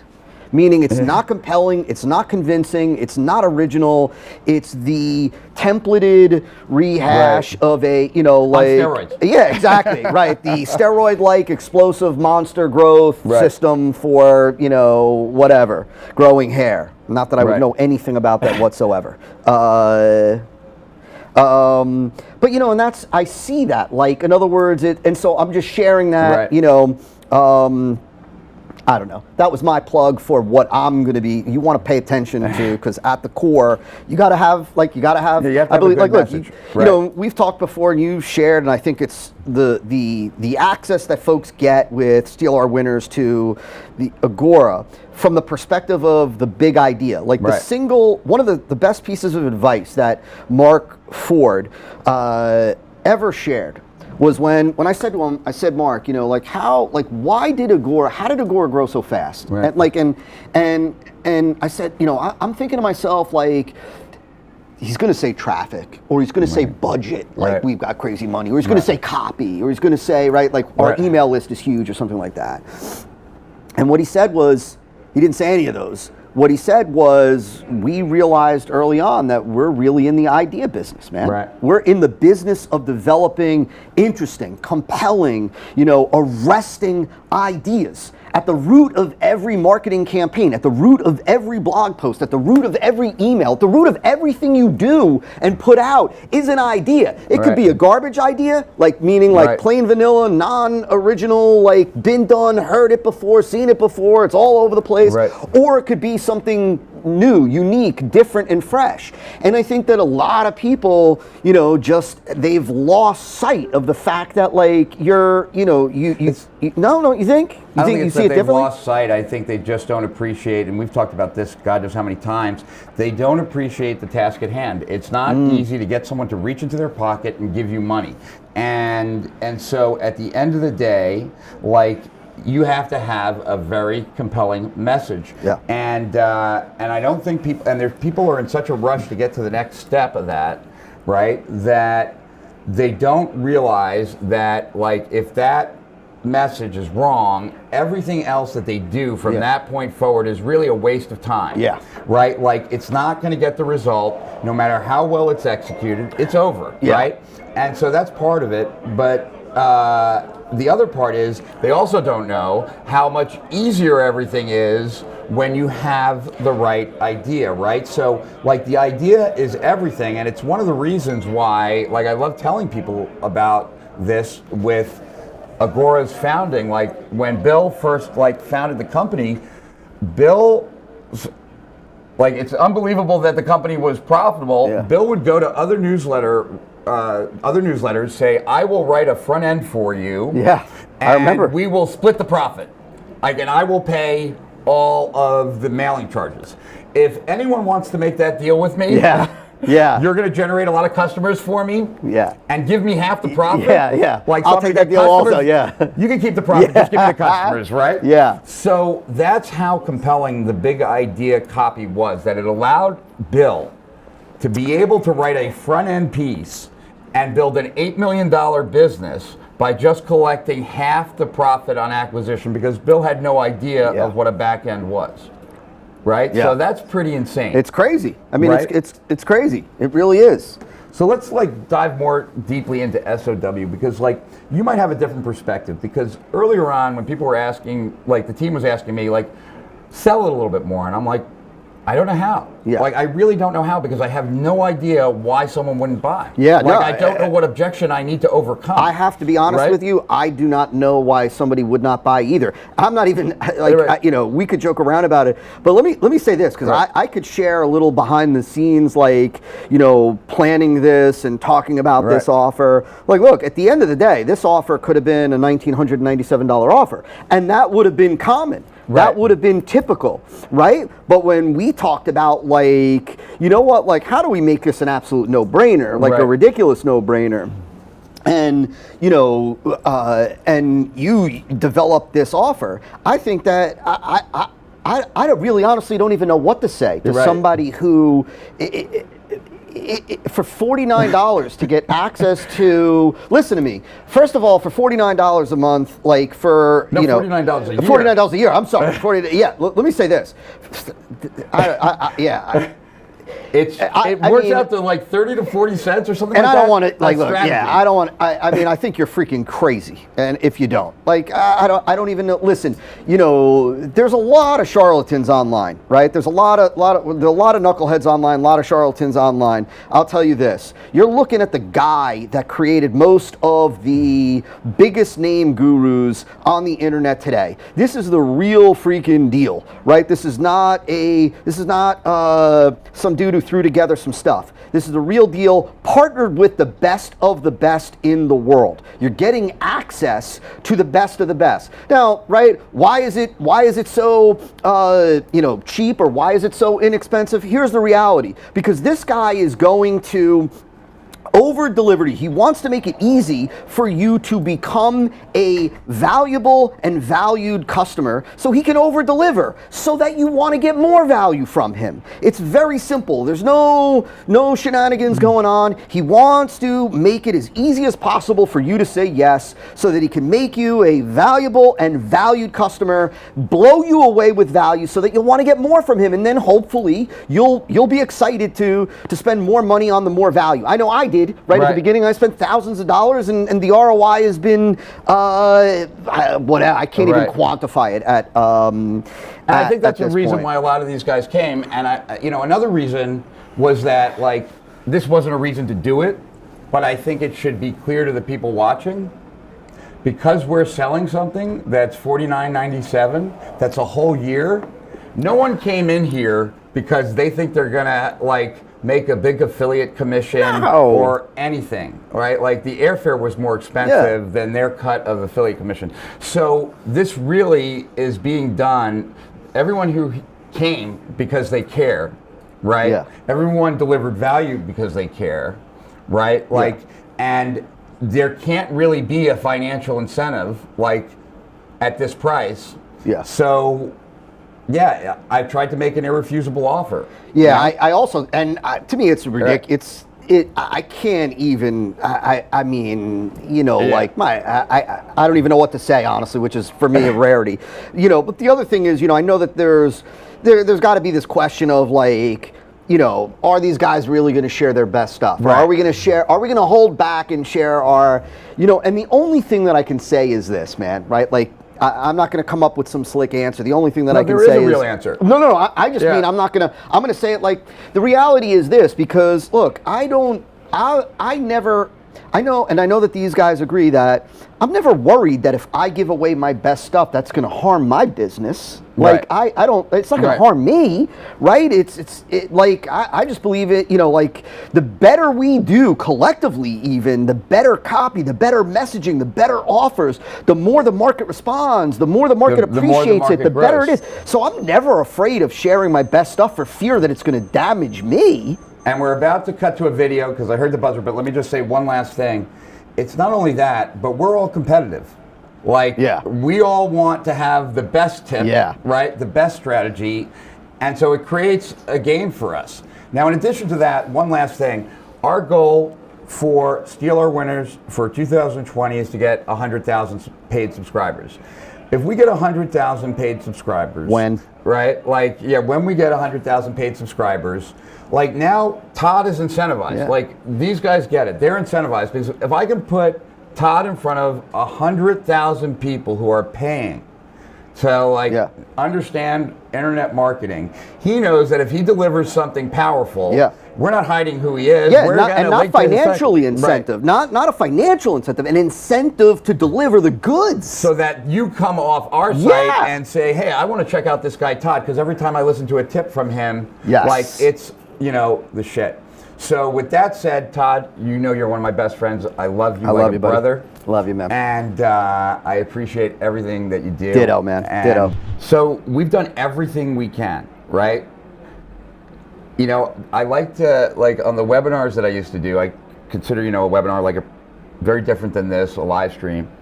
But, you know, I like to have people think about this.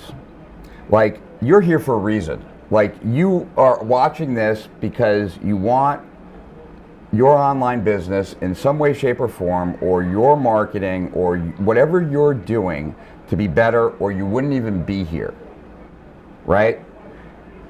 My experience with people like this and tens of thousands of entrepreneurs throughout the world, my experience has told me that change can happen in an instant, in any business, in any person's life, but change never happens for no reason.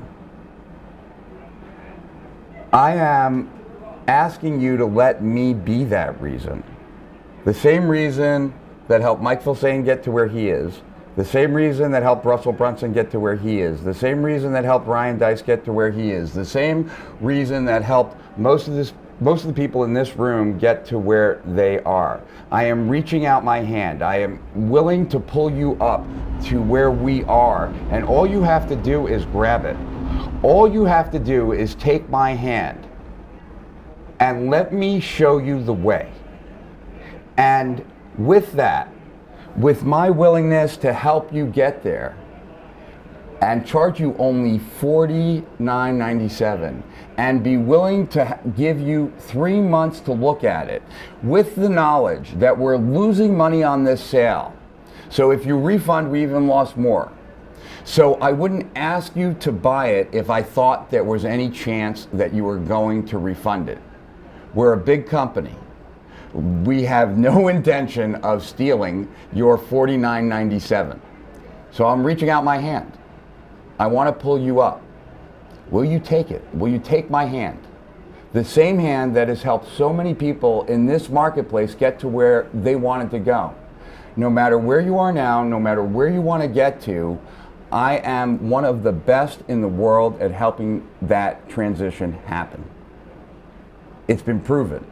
I know of no other person in our industry that has $1 billion testimonial. I know no one in our industry that has made a $15 billion difference in the businesses that he's been involved with. I know of no other guru in our industry that's been paid $25,000 an hour to teach attention strategies to Google, Microsoft, and Yahoo.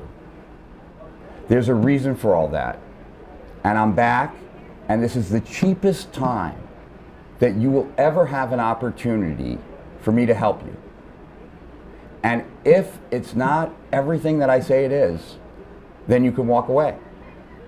But if it is everything I say it is, and you don't take me up on this, like the people that didn't take me up on the mystery box, there will be a feeling of regret. I can promise you that. I can promise you that with every fiber of my being. So we have less than a minute left. You still have time to press that button. You are on the edge of what might be the best decision you've ever made in your life or the worst decision you've ever made in your life. In 38, 36, 35 seconds, you are going to be at a crossroads. And you have to decide what you want to do. That's all I can tell you. Grab my hand, let me pull you up, but if you don't, I can promise you you're going to regret it.